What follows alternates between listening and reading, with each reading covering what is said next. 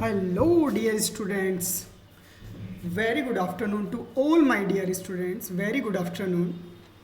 जैसा कि आज एक नई स्टोरी लेके आपके सामने प्रेजेंट हुए हैं और वो नई स्टोरी और नया कंसेप्ट हम जानेंगे कि हिंदुस्तान के सम्राट अंतिम हिंदू शासक पृथ्वीराज चौहान के बारे में हम आज डिस्कस करेंगे कि जो हमारे हिंदुत्व के जो हिंदू अंतिम इस भारत के अखंड भारत के जो अंतिम हिंदू शासक थे वो थे सम्राट पृथ्वीराज चौहान।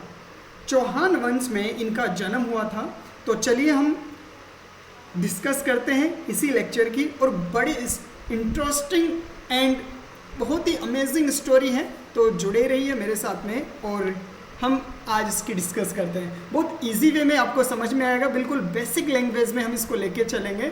और ये कंसेप्ट यदि ये वीडियो आप एक बार देख लेते हो तो आपको पृथ्वीराज चौहान से रिलेटेड कोई भी क्वेश्चंस यदि एग्जाम में आ भी जाता है कॉम्पिटिटिव एग्जाम में, तो वो क्वेश्चन ब्रीफली आपके पास में मोस्टली इस स्टोरी के बेसिस पे आसानी से इसका सॉल्यूशन हो जाएगा।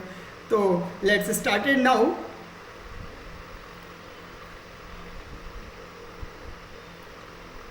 यस, आपके सामने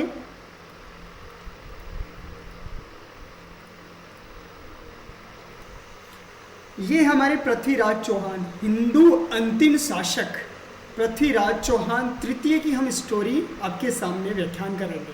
तो पृथ्वीराज चौहान हमारे हिंदू सम्राट शासक के रूप में जाने जाते हैं। तो यहाँ से हम सबसे पहले जानेंगे पृथ्वीराज चौहान का जन्म कब हुआ था, क्या इनकी स्टोरी थी। तो ये स्टोरी हम ब्रीफली एक्सप्लेन करेंगे आपके सामने। तो देखिए, इनका पूरा नाम था पृथ्वीराज चौहान। क्या नाम था इनका? पृथ्वीराज चौहान। पृथ्वीराज चौहान, जैसा कि आपको यहाँ ड्राइंग में दिखाई दे रहा है, तो इनका पूरा जो नेम था वो था पृथ्वीराज चौहान। ये चौहान वंश के क्या थे? चौहान वंश में इनका जन्म हुआ था। और इनका जो बचपन में जो नाम था पृथ्वीराज चौहान का, जो बचपन का जो नेम था वो नेम क्या था? राय पिथौरा कहा जाता था इनको। बचपन में इनको क्या कहा जाता था? राय पिथौरा। बचपन का नाम जो था इनका राय पिथौरा के नाम से इनको जाना जाता था, पृथ्वीराज चौहान। अच्छा, इनका जो जन्म हुआ था वो गुजरात के अंदर हुआ था इनका जन्म, ये माना जाता है। बहुत सारे जो बुक्स हैं, बुक्स में अजमेर में बताया गया है गुजरात के अंदर इनका जन्म हुआ था। और इनके साथ में इनके भाई थे। इनके भाई का जन्म भी कहाँ हुआ? गुजरात में। मतलब कि गुजरात के अंदर इनका जन्म हुआ था। और इनका जो लालन पालन पोषण जो हुआ था वो चालुक्य दरबार में हुआ था।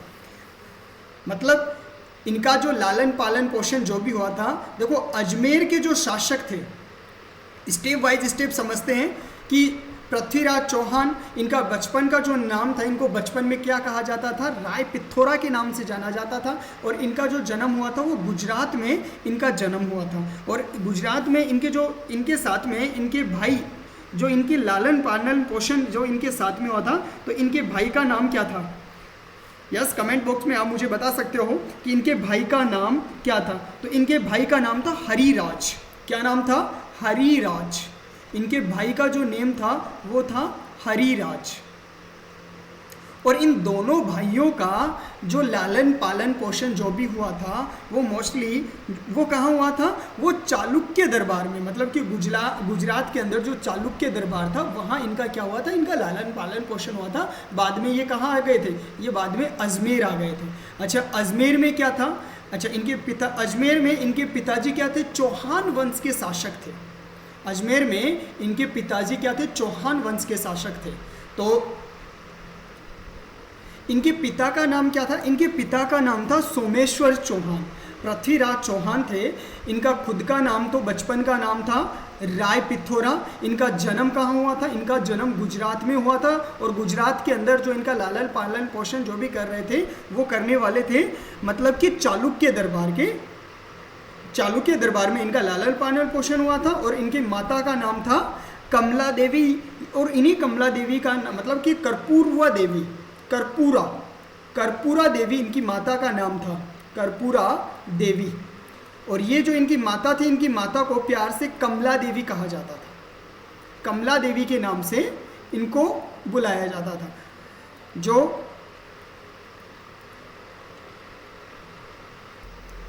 जो इनके पिताजी थे अजमेर में चौहान वंश के राजा थे और माता कमला देवी जिनको प्यार से कर्पूरवा देवी के नाम से जाना जाता था।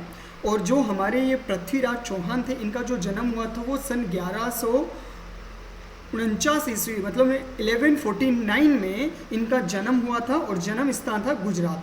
और इनका जो भाई था, छोटा भाई जिसका नाम था हरिराज, इन दोनों का जो लालन पालन पोषण जो हुआ था वो चालुक्य दरबार में हुआ था। और अजमेर में जो इनका राज्याभिषेक किया गया था, पृथ्वीराज चौहान का अजमेर में जो राज्याभिषेक किया गया था वो 1166 में किया गया था कि 1166 में महज 16 से 17 वर्ष की उम्र में पृथ्वीराज चौहान का क्या किया गया था, राज्याभिषेक किया गया था। मतलब कि इनके पिताजी जो सोमेश्वर चौहान थे, जो अजमेर में चौहान वंश के राजा थे, और इनके पिताजी की जो मृत्यु हुई थी वो 1177 ईस्वी में हुई थी जब पृथ्वीराज 11 वर्ष के थे। महज पृथ्वीराज चौहान जब 11 वर्ष के थे तो सन 1177 में पृथ्वीराज चौहान के जो पिताजी थे अजमेर में चौहान वंश के शासक सोमेश्वर चौहान, इनकी डेथ हो गई थी, इनके पिताजी की मृत्यु हो गई थी 1177 ईस्वी में जब महज 11 वर्ष का बालक था पृथ्वीराज चौहान।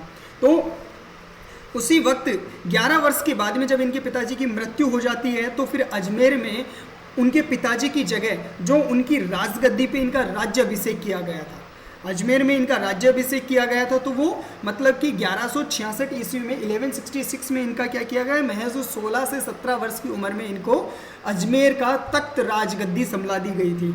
और 12 वर्ष की उम्र में देखिए इनमें क्वालिटी क्या थी, गॉड गिफ्ट था इनके पास में, क्या था कि 12 वर्ष की उम्र में ही बिना किसी हथियार के, सिर्फ 12 वर्ष की आयु थी, उस 12 वर्ष की उम्र में बिना किसी हथियार के खूंखार जंगली शेर का जबड़ा फाड़ डाला था इन्होंने।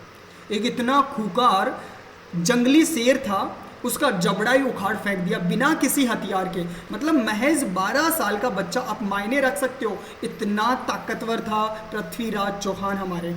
और 16 वर्ष की आयु में ये मान लीजिए कि महाबली नाहर राय को युद्ध में हराकर 16 वर्ष की उम्र में, 12 वर्ष की उम्र में तो क्या किया, शेर का मतलब जंगली शेर था, उसका खूंखार जंगली शेर, उसका जबड़ा उखाड़ के फेंक दिया। और 16 वर्ष की उम्र में जैसे ही इन्होंने 16 वर्ष की उम्र में आए तो उस वक्त महाबली नाहर राय को युद्ध में हराकर माड़कवर पर विजय प्राप्त की थी, माड़कवर पर विजय कर ली थी, उनको हरा दिया था। तो 16 वर्ष की उम्र में क्या है कि इन्होंने मतलब कि माड़कवर पर विजय कर ली थी। और माड़कवर पर जिस वक्त राज था वो नाहर राय का था, नाहर राय को हरा के और ये क्या हो गए थे, जीत गए थे 16 वर्ष की उम्र में। तो ये सारी जो कंडीशंस जो देख रहे थे वो इनके नाना जी देख रहे थे, ये हर एक चीज़ को। इनके नाना कौन थे, इनके जो नाना थे वो दिल्ली के शासक थे अनंगपाल, जो तोमर वंश के राजा थे। इनके जो नाना जी थे वो तोमर वंश के जो राजा थे जो दिल्ली पे राज करते थे। मतलब कि दिल्ली मतलब पूरे हिंदुस्तान पर जो राज करने वाले थे वो इनके नाना जी थे जो तोमर वंश से रिलेटेड थे। और उनका जो नाम था वो था अनंगपाल। अनंगपाल इनके नाना थे। तो नाना जब बूढ़े हो चुके थे तो नाना ने सोचा कि भाई मैं क्या करूं, मैं तो, मेरी उम्र तो पूरी हो चुकी है, तो अब मेरी उम्र जैसे पूरी हो चुकी है तो मैं क्या करूं। अब मैं ये चाहता हूं कि इस राजगद्दी, दिल्ली के हिंदुस्तान की राजगद्दी पे कोई ऐसा व्यक्ति आके बैठे जो व्यक्ति क्या करे कि पूरे हिंदुस्तान को सही तरीके से संभाल सके। तो उनके नज़र में कौन आया, उनके नज़र में पृथ्वीराज चौहान आया। कि इसमें क्या है कि इसके पास गॉड गिफ्ट था। गॉड गिफ्ट क्या था कि पृथ्वीराज चौहान महज 12 वर्ष की उम्र में देखो कि एक खूंखार, बिना किसी हथियार के भी एक खूंखार जंगली शेर को क्या किया, उसका जबड़ा निकाल दिया। 16 वर्ष की उम्र में इसने क्या किया कि जो नाहर राय को युद्ध में हराकर माड़कवर था उस पर इन्होंने विजय प्राप्त कर ली। इसी के अलावा इनमें जो खूबियाँ थी वो मतलब कि तलवार, बहुत शानदार तलवारबाजी करते थे, घुड़सवारी बहुत अच्छे से करते थे। बचपन से ही इन्होंने तलवारबाजी और घुड़सवारी अपनी माता से सीखी थी। इनकी माता जो कर्पूरवा देवी थी, इन कर्पूरवा देवी से इन्होंने अपनी शिक्षा जो तलवारबाजी घुड़सवारी चलाना अपनी माता से ही इन्होंने सीखा था। शब्द भेदी बाण चलाना इनके पास क्या था, गॉड गिफ्ट था। ये क्या करते थे, बिना किसी चीज़ को देखे सिर्फ आवाज़ को सुन के, शब्द को क्या ऑब्जर्व करके, शब्द को सुन के ये निशाना बिल्कुल स्टिक लगा देते थे। मतलब जो इनका टारगेट होता था उस टारगेट पे, लक्ष्य पे सीधा निशाना लगाते थे बिना किसी चीज़ को देखे। मतलब बंद आंखों से भी इनको सिर्फ सुनाई देना चाहिए, वही चीज़ पे सीधा निशाना। तो ये क्या था? शब्द भेदी बाण चलाना। तो ये इनके पास है। ये जो एक गॉड गिफ्ट था, ये आज से पहले जो अयोध्या नरेश राजा दशरथ के पास में था। मतलब कि जो अयोध्या नरेश थे राजा दशरथ के बाद में जिनके पास यदि ये कला थी, शब्द वेदी बाण चलाने का जो एक हुनर था, जो गॉड गिफ्ट था, वो सिर्फ और सिर्फ पृथ्वीराज चौहान के, मतलब कि अयोध्या नरेश राजा दशरथ के बाद में पृथ्वीराज चौहान के पास में ही ऐसी ये गॉड गिफ्ट था कि वो शब्द को सुन के सीधा निशाना लगा सकते थे। महज और क्या था कि तलवार का जो वजन था, इनकी जो तलवार थी, इनका वजन 84 किलोग्राम, 84 किलो की इनकी तलवार थी। वो भी एक हाथ से ही चलाते थे, सिंगल हाथ से चला के वो क्या करते थे? जंगली हाथी का सर एक बार में अलग कर देते थे। जंगली हाथी का सर क्या कर देते थे? 84 किलोग्राम की जो इनके पास 84 किलो की जो तलवार होती थी, उस तलवार से क्या करते थे? सिंगल हाथ से चलाते थे। सुनने में ये अजीब लग रहा है, सुनने में अजीब लग रहा है कि 84 किलोग्राम्स की जो तलवार है उसको सिंगल हैंड से चला रहे हैं। हाँ, बिल्कुल सत्य है ये। और उसमें भी एक ही बार से जंगली हाथी, उसको क्या करते थे? जंगली हाथी का सर एक ही बार से अलग कर देते। तो ये क्या थी? इनमें खूबियाँ थी। तो इन खूबियों की वजह से ही, मतलब कि इन खूबियों की वजह से क्या किया कि इनके नाना जी ने दिल्ली का राज्याभिषेक कर दिया इनका। मतलब अजमेर से इनको कहाँ बुला लिया? दिल्ली बुला लिया। अब जैसे इन्होंने बचपन में, हम एक स्टोरी को ऑब्जर्व करते हैं पहले हमारी बेसिक लैंग्वेज के अकॉर्डिंग, तो मैं इनको एक बार रफ कर देता हूँ। तो चलिए मैप के अकॉर्डिंग समझते हैं। देखो कि यहाँ पे राजस्थान में क्या है? अजमेर। तो अजमेर के जो शासक थे वो थे हमारे पृथ्वीराज चौहान। अब हमारे जो पृथ्वीराज चौहान हैं, इनका जन्म तो देखो 1149 में हुआ था, और उसके बाद में इनके राज्याभिषेक यहाँ पे ही कर दिया गया था। जन्म तो हुआ था गुजरात में, लेकिन जो राज्याभिषेक हुआ था वो राज्याभिषेक हुआ था इनका 1166 ईस्वी में। 1166 में इनको क्या बना दिया गया? इनको अजमेर का राजा बना दिया गया। भाई 1166 में ही इनको अजमेर का राजा बना दिया गया था। उस वक्त महज इनकी जो उम्र थी वो लगभग 16 से 17 वर्ष की उम्र थी। अब उसी के बाद में ये राजा तो बन गए, लेकिन यहाँ दिल्ली पे शासन था, यहाँ पे सेंटर पॉइंट पे देखिए, मैं रेड यहाँ पे एक बार कलर चार्ट में से रेड कलर चूज कर लेता हूँ।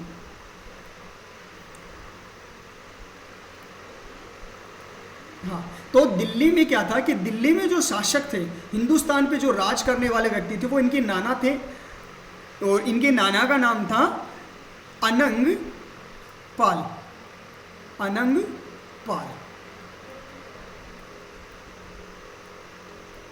इनके नाना का नाम था अनंग पाल। तो ये दिल्ली के क्या थे? ये दिल्ली के तोमर वंश के शासक थे।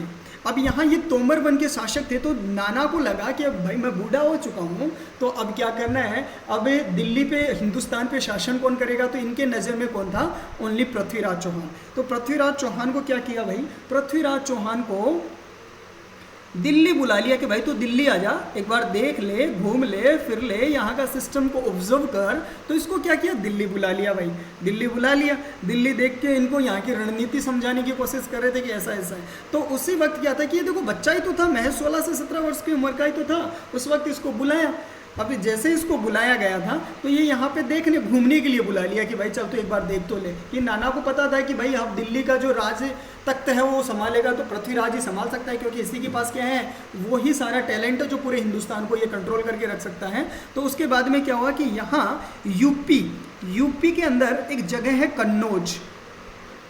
यूपी में क्या है? एक जगह है कन्नौज। मतलब कन्नौज एक जिला है, आज भी यूपी का एक जिला है कन्नौज। और कन्नौज के जो शासक थे, उस कन्नौज के शासक का नाम था, यहाँ जो कन्नौज थे, इस कन्नौज के शासक का क्या नाम था? जयचंद गढ़वाल।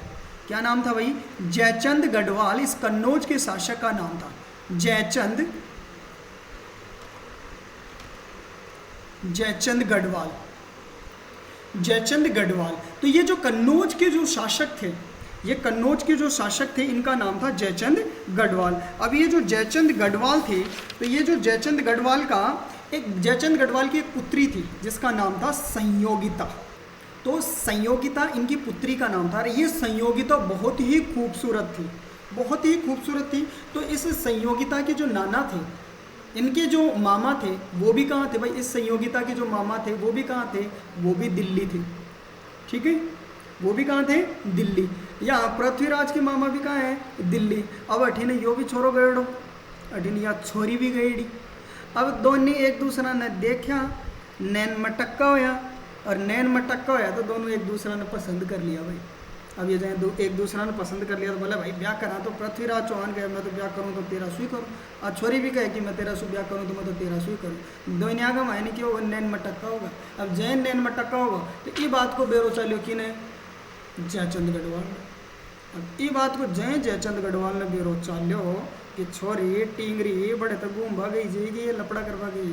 तो इस छोरी को पकड़ बावड़े और वापस भी आए, चल आ जा। कहाँ जा, कन्नौज अपनी राजधानी में। ये जो कन्नौज थी ये यूपी के अंदर थी, और यूपी के अंदर ये कन्नौज इनकी राजधानी थी। कन्नौज क्या थी इनकी, जयचंद गढ़वाल की राजधानी। वापस छोरी को हाथ पकड़ लिया है, उठे लिया है। ये छोरी टेंगरी बदमाशी करे, बड़े एक काम करवा गई कि लखन करवा गई कि तो इन्हें पकड़ को बावड़ो ठा जाएगा जो नहीं, गलत काम। तो यहाँ से अब बेचारो पृथ्वीराज चौहान भी गए, यो देखो कि भाया है बात तो गई, अब अपनों मन कहीं लगा हो। तो यो भी चुपचाप बल्ला बल्ला सीधो वापस कठिया हो भाई अजमेर आओ। अब अजमेर आगू नानो सोचो ये छोरा ने बुलाया तो छापा दिल्ली को राजा बनावा कहते कि छोरा देख ले, वो छोरा उल्टो कहीं गए, वही उल्टो कहीं गए। तो नाना ने कौन करो कि छोरा को चक्कर अठी ने चाल रहे थे कि वो छोरी ने पसंद कर रखे थे कि संयोगिता आई छी रवि के साथ में नैन में टक्का करें। अभी को मन कौन लगे वो भी कहते कि भाई तू बठी ने चलेगी तो 7 समुद्र पार में तेरे पीछे पीछे मैं भी क्या करूँ, मैं बड़ी क्या करूँगा जब मेरा मन कौन लगा। तो ये क्या करे वो वापस अजमेर टिक गो। तो मतलब कि जयचंद गढ़वाल छोरी को हाथ पकड़ क्यों लिया है भाई, क्योंकि ये जो दिल्ली में जो इनके नाना थे अनंगपाल पृथ्वीराज चौहान के, तो इस कन्नौज का जो एरिया था वो दिल्ली के पास में भी 1-2 इनके एरिए थे, इनके किले थे। और जयचंद गढ़वाल के जो दिल्ली के पास में जो किले थे भाई, ये दिल्ली है, दिल्ली के पास में जो 1-1, 2-2 किले थे जयचंद गढ़वाल के, तो इन पे जो किलों पे जो कब्जा कर लिया वो इसके पृथ्वीराज चौहान के नाना ने कर लिया भाई।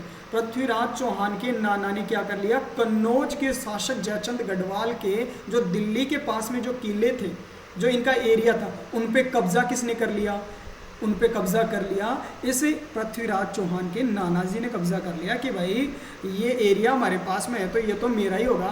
जैसे आप लोग नहीं कर लेते कि ये खेत आपका और ये खेत किसी और पड़ोसी का।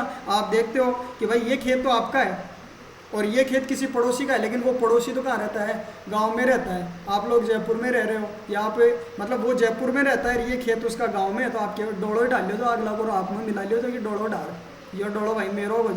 जब अगलो न संभाला तो अगली बार और अगला को डोड़ो डालियो जाओ वो मेरो यहाँ करता करता ये पूरा खेत नहीं जिम जाओ जो भाई वो खेत मेरो 13 दिन जो तो आ रही कौन चाल है। तो वही चीज़ क्या हुई कि अनंगपाल ने भी क्या किया कि जो जयचंद गढ़वाल के जो किले थे इन पे अपना शासन डाल लिया, अपने डेरे डाल लिए और उसको लूट के अपने अंडर में कर लिया। अब भाई जयचंद गढ़वाल इसू जड़े लागो, क्योंकि जयचंद गढ़वाल का तो सेना कम ही। अब जयचंद गढ़वाल का सेना कम थी, पावली चाल कौन सी। अब इस सेना इनके पास क्या, इनके पास तो लाखों में सैनिक थे भाई, इनके पास तो क्या थे, लाखों में सैनिक थे। इस वजह से इनके पास बेचारे कम थे, इस वजह से भाई ये इनसे झगड़ा मोल लेना नहीं चाहते थे और वो झगड़ा मोल नहीं लेना चाहते। इसी वजह से क्या हुआ कि ये बेचारा चुपचाप बैठा रहा कि भाई ले लियो तो ले लियो, जी की लाठी अनंगपाल का ही खेत, अनंगपाल का ही एरिया होगा। तो वो इका नाना सु जड़ा जड़े छोरी ने पकड़ लिया है, कहते ना ये तो दुश्मन जी अपना दुश्मना के साथ का मायने तो छोरी गड़बड़ काम कर रही है। तो संयोगिता, लेकिन संयोगिता फिर भी मन ही मन किसको लाइक करे, पृथ्वीराज चौहान को पसंद करती थी। मन ही मन पृथ्वीराज चौहान को वो लाइक करती थी, पसंद करती थी। तो इसी वजह से नानो देखियो छोरो चले गो भाई, छोरो क्यों गयो कि भाई छोरा के समझ में बना रही, छोरा को तो मन कौन लाग रहा, छोरी चली गई अठी ने जाने क्या करे नानो ओजी बुलाओ भेजो कि भाई तो एक काम कर वापस आ। और वापस जब बुलावा भेजा था तो नाना ने कब बुलावा भेजा, दिल्ली में इसका जो राज्याभिषेक किया गया था पृथ्वीराज चौहान का, जो दिल्ली ये देखो ये रहा, ये दिल्ली, इस दिल्ली में जो राज्याभिषेक किया गया था वो सन 1169 में इसका राज्याभिषेक किया गया था। देखिए 2 डेट हैं। 1166 में तो क्या किया गया था, 1166 में तो अजमेर का शासक बनाया गया था इसको, लेकिन अजमेर के बाद में ठीक 3 इयर्स के बाद में 3 इयर्स 1969 में इनको हिंदुस्तान का क्या बना दिया, पूरे कंप्लीट हिंदुस्तान का इनको राजा बना दिया गया। किसको?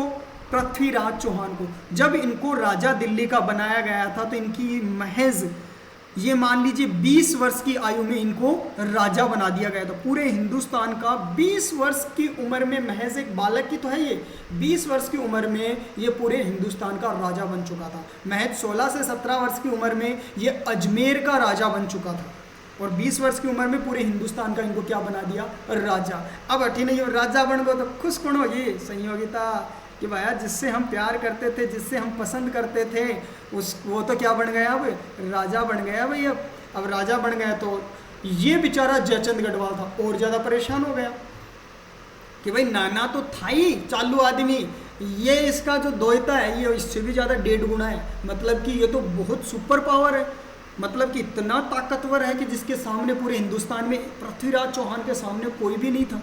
तो मतलब इसके सामने तो जयचंद गढ़वाल के सामने तो समस्या ही समस्या खड़ी हो गई। अब भाई जैसे समस्या खड़ी हो गई थी तो अब क्या किया कि भाई ये तो खुश हो गई थी संयोगिता थी, भाई चलो अच्छी बात है कि हमारा जिससे मैं लाइक करती हूँ, जिससे मैं प्यार करती हूँ, वो क्या बन गया, दिल्ली का राजा बन गया। लेकिन जो इनके विपक्ष थे वो ज़्यादा परेशान हो गए थे क्योंकि ये बहुत ताकतवर इंसान था ये।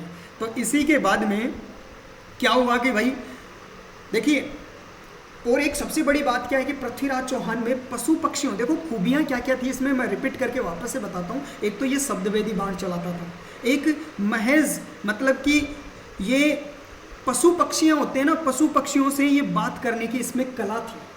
जो पशु पक्षी थे इन पक्षियों से क्या करते थे, इनको ये आसानी से इनसे ये टॉकिंग कर सकते थे, बातचीत कर सकते थे। तो ये इनके अंदर क्या था, ये गॉड गिफ्ट था, इनमें ये कला भरी हुई थी। तो पशु पक्षियों से बात कर सकते थे, शब्द को सुन के ये क्या कर सकते थे, निशाना लगा सकते थे। तलवारबाजी, घुड़सवारी में ये पहले से निपुण थे क्योंकि इनकी माता ने इनको सिखाया था। बाकी ये इतने ताकतवर थे कि महज आप आइडिया लगा सकते हो कि 12 वर्ष की उम्र में एक खूंखार जंगली शेर का भी जबड़ा अलग कर दिया।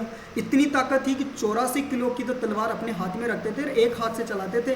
और इतना ताकत था कि एक खूंखार जंगली यदि हाथी है तो एक ही वार में उसकी गर्दन को भी अलग कर देते थे। तो इतना ताकतवर, मतलब 100 पे अकेला भारी था पृथ्वीराज चौहान, 100 पर अकेला भारी था। तो अब दिल्ली के राजा बनते ही इन्होंने क्या किया भाई, जैसे ये 20 वर्ष की उम्र में एक ये बालक जैसे ये दिल्ली का राजा बन गया, ये दिल्ली है, इस दिल्ली का ये राजा बन गया, तो राजा बनते ही इसने क्या किया भाई, पिथौरागढ़ किले का निर्माण करवा दिया। पिथौरागढ़ का किला जो आज आप लाल किले के नाम से जानते हो, पिथौरागढ़ के किला का निर्माण करवाया जिसे आज आप लाल किले के नाम से जानते हो। अच्छा, लाल किला सर हमने तो सुना है कि ये तो अंग्रेज़ों के द्वारा बनाया गया था। नहीं, ये पिथौरागढ़ जो किला था इसका निर्माण किसने करवाया था? इसका निर्माण मतलब स्टार्टिंग जो उद्घाटन किया था वो अनंगपाल, इसके नाना जी, पृथ्वीराज चौहान के नाना जी ने इसका उद्घाटन किया था। जबकि इस पिथौरागढ़ किले का पूरी तरीके से जो निर्माण किया महज 20 साल की उम्र में जब ये राजा बने, तो राजा बनते ही सबसे पहले इन्होंने पिथौरागढ़ के किले का निर्माण करवाया था। और ये सन इनके नाना जी ने इसका काम स्टार्ट कब किया था? सन 1060 में। सन 1060 में तो क्या किया था, पिथौरागढ़ किले का मतलब उद्घाटन किया गया था। 1060 में तो इनके नाना जी ने उद्घाटन कर दिया, जबकि इस पिथौरागढ़ किले को मतलब कि पूरी तरीके से बनवाने का जो काम था कब आए थे भाई? 9 साल के बाद में। ये देखिए इधर 1169 में पृथ्वीराज चौहान दिल्ली के शासक बने, जबकि उद्घाटन पहले इनके नाना जी ने पिथौरागढ़ किले का नाम जो उद्घाटन कर दिया था 1060 में। अब इसके बाद में क्या हुआ कि जैसे ये पिथौरागढ़ किला वर्तमान में लाल किला है, तो ये लाल किला देखो कि बाद में क्या हुआ कि पृथ्वीराज चौहान ने इसको पूरा करवा दिया, लेकिन मुगल बादशाह शाहजहाँ, जो मुगल बादशाह थे शाहजहाँ, आगरा से अपनी राजधानी को, देखो आगरा में जो इनकी मुगल बादशाह शाहजहाँ की जो आगरा राजधानी रही थी वो महज 11 साल तक राजधानी रही कि जो शाहजहाँ थे। तो शाहजहाँ जो ताजमहल बनवाए थे ना शाहजहाँ, तो शाहजहाँ ताजमहल कहाँ बनाए थे? आगरा। तो आगरा को अपनी राजधानी महज 11 वर्ष तक रखी थी इन्होंने। उसके बाद में क्या किया, दिल्ली को अपनी राजधानी बना दी उन्होंने।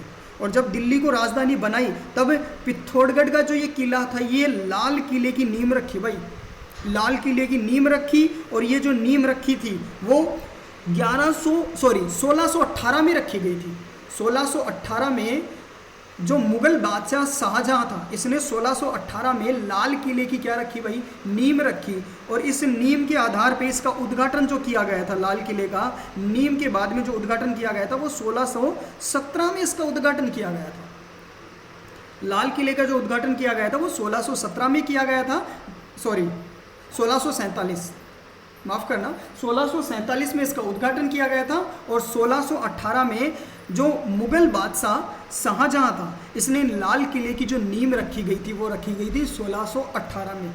और इसका जो स्टार्टिंग में जो उद्घाटन किया गया था वो 1060 में, जो हिंदू शासक अनंगपाल जो हिंदुस्तान के शासक थे, फिर इसका निर्माण पूरी तरीके से पिथौरागढ़ किले का पूरी तरीके से जो निर्माण करवाया वो पृथ्वीराज चौहान ने करवाया था। बाद में धीरे धीरे चलते चलते जो मुगल संप्रदाय, यहाँ मुगलों का यहाँ शासन हो गया था, तो उस वक्त जो मुगल शासक थे शाहजहाँ, उसने क्या किया कि 11 वर्ष तक तो आगरा को अपनी राजधानी रखी और 11 वर्ष के बाद में किसको रख ली, दिल्ली को अपनी राजधानी। और जैसे दिल्ली में ये राजधानी बनाए, दिल्ली में एंट्री किए, तो जैसे दिल्ली में ये एंट्री करने के बाद में 1618 में लाल किले की क्या रखी, नींव रखी शुरुआती, और दोबारा लाल किले की नींव रखी। और उसके बाद में क्या किया, 1647 में इस लाल किले का उद्घाटन कर दिया।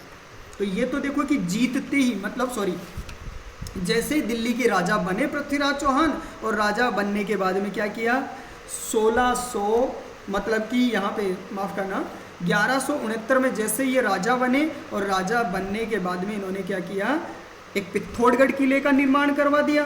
पिथौरागढ़ किले के निर्माण के साथ साथ में ही इन्होंने क्या किया भाई, पिथौरागढ़ के किले का निर्माण तो करवा दिया, साथ में गुजरात और पूर्वी पंजाब तक अपनी सीमा बढ़ा दी। ये तो रहा गुजरात। देखो गुजरात की सीमा क्यों बढ़ाई, क्योंकि ये अजमेर को और दिल्ली को दोनों को राजधानी बना दिया। क्यों बनाया राजधानी इसलिए बनाया क्योंकि देखो कि इनका दिल्ली में मन नहीं लग रहा था, क्योंकि मन तो सारा कहाँ था इसका, राजस्थान में। क्यों राजस्थान में, अजमेर में इसका मन बीता। अजमेर से बिल्कुल भी कि दिल हमेशा अजमेर में ही रहा, इसीलिए कि इनका दिल हमेशा अजमेर में रहा, इसीलिए दिल्ली व अजमेर दोनों को क्या कर दिया इन्होंने, राजधानी, कैपिटल का दर्जा दे दिया। इस हिंदुस्तान का कैपिटल कितना रख दिया, 2 रख दिया, एक तो दिल्ली और दूसरा अजमेर। क्योंकि अजमेर में इनका दिल रहा था, इस वजह से इन्होंने इसको भी क्या कर दिया, कैपिटल बना दिया, राजधानी बना दिया, अजमेर को और दिल्ली को। तो अजमेर के पास में जो गुजरात का एरिया था, तो ये गुजरात के एरिया में भी अपना एरिया बढ़ाना लग गए। इधर भी इन्होंने क्या किया कि अपना एरिया कि विजयी तिरंगा लहरा रहे थे। ये यहाँ पे ये मान लीजिए कि गुजरात व पूर्वी पंजाब, ये जो पंजाब का एरिया था, ये पूर्वी पंजाब का जो एरिया था, इस पूर्वी पंजाब में इसका एरिया भी बढ़ाना इन्होंने क्या कर दिया, स्टार्ट कर दिया।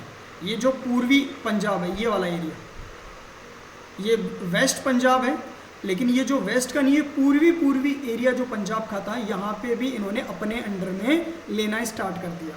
तो धीरे धीरे अब देखो कि जिस तरीके से ये क्या है कि अपना एरिया बढ़ा रहा है, तो इससे क्या है कि इसी कारण कई राजा क्या है, इनसे जलने लग गए भाई।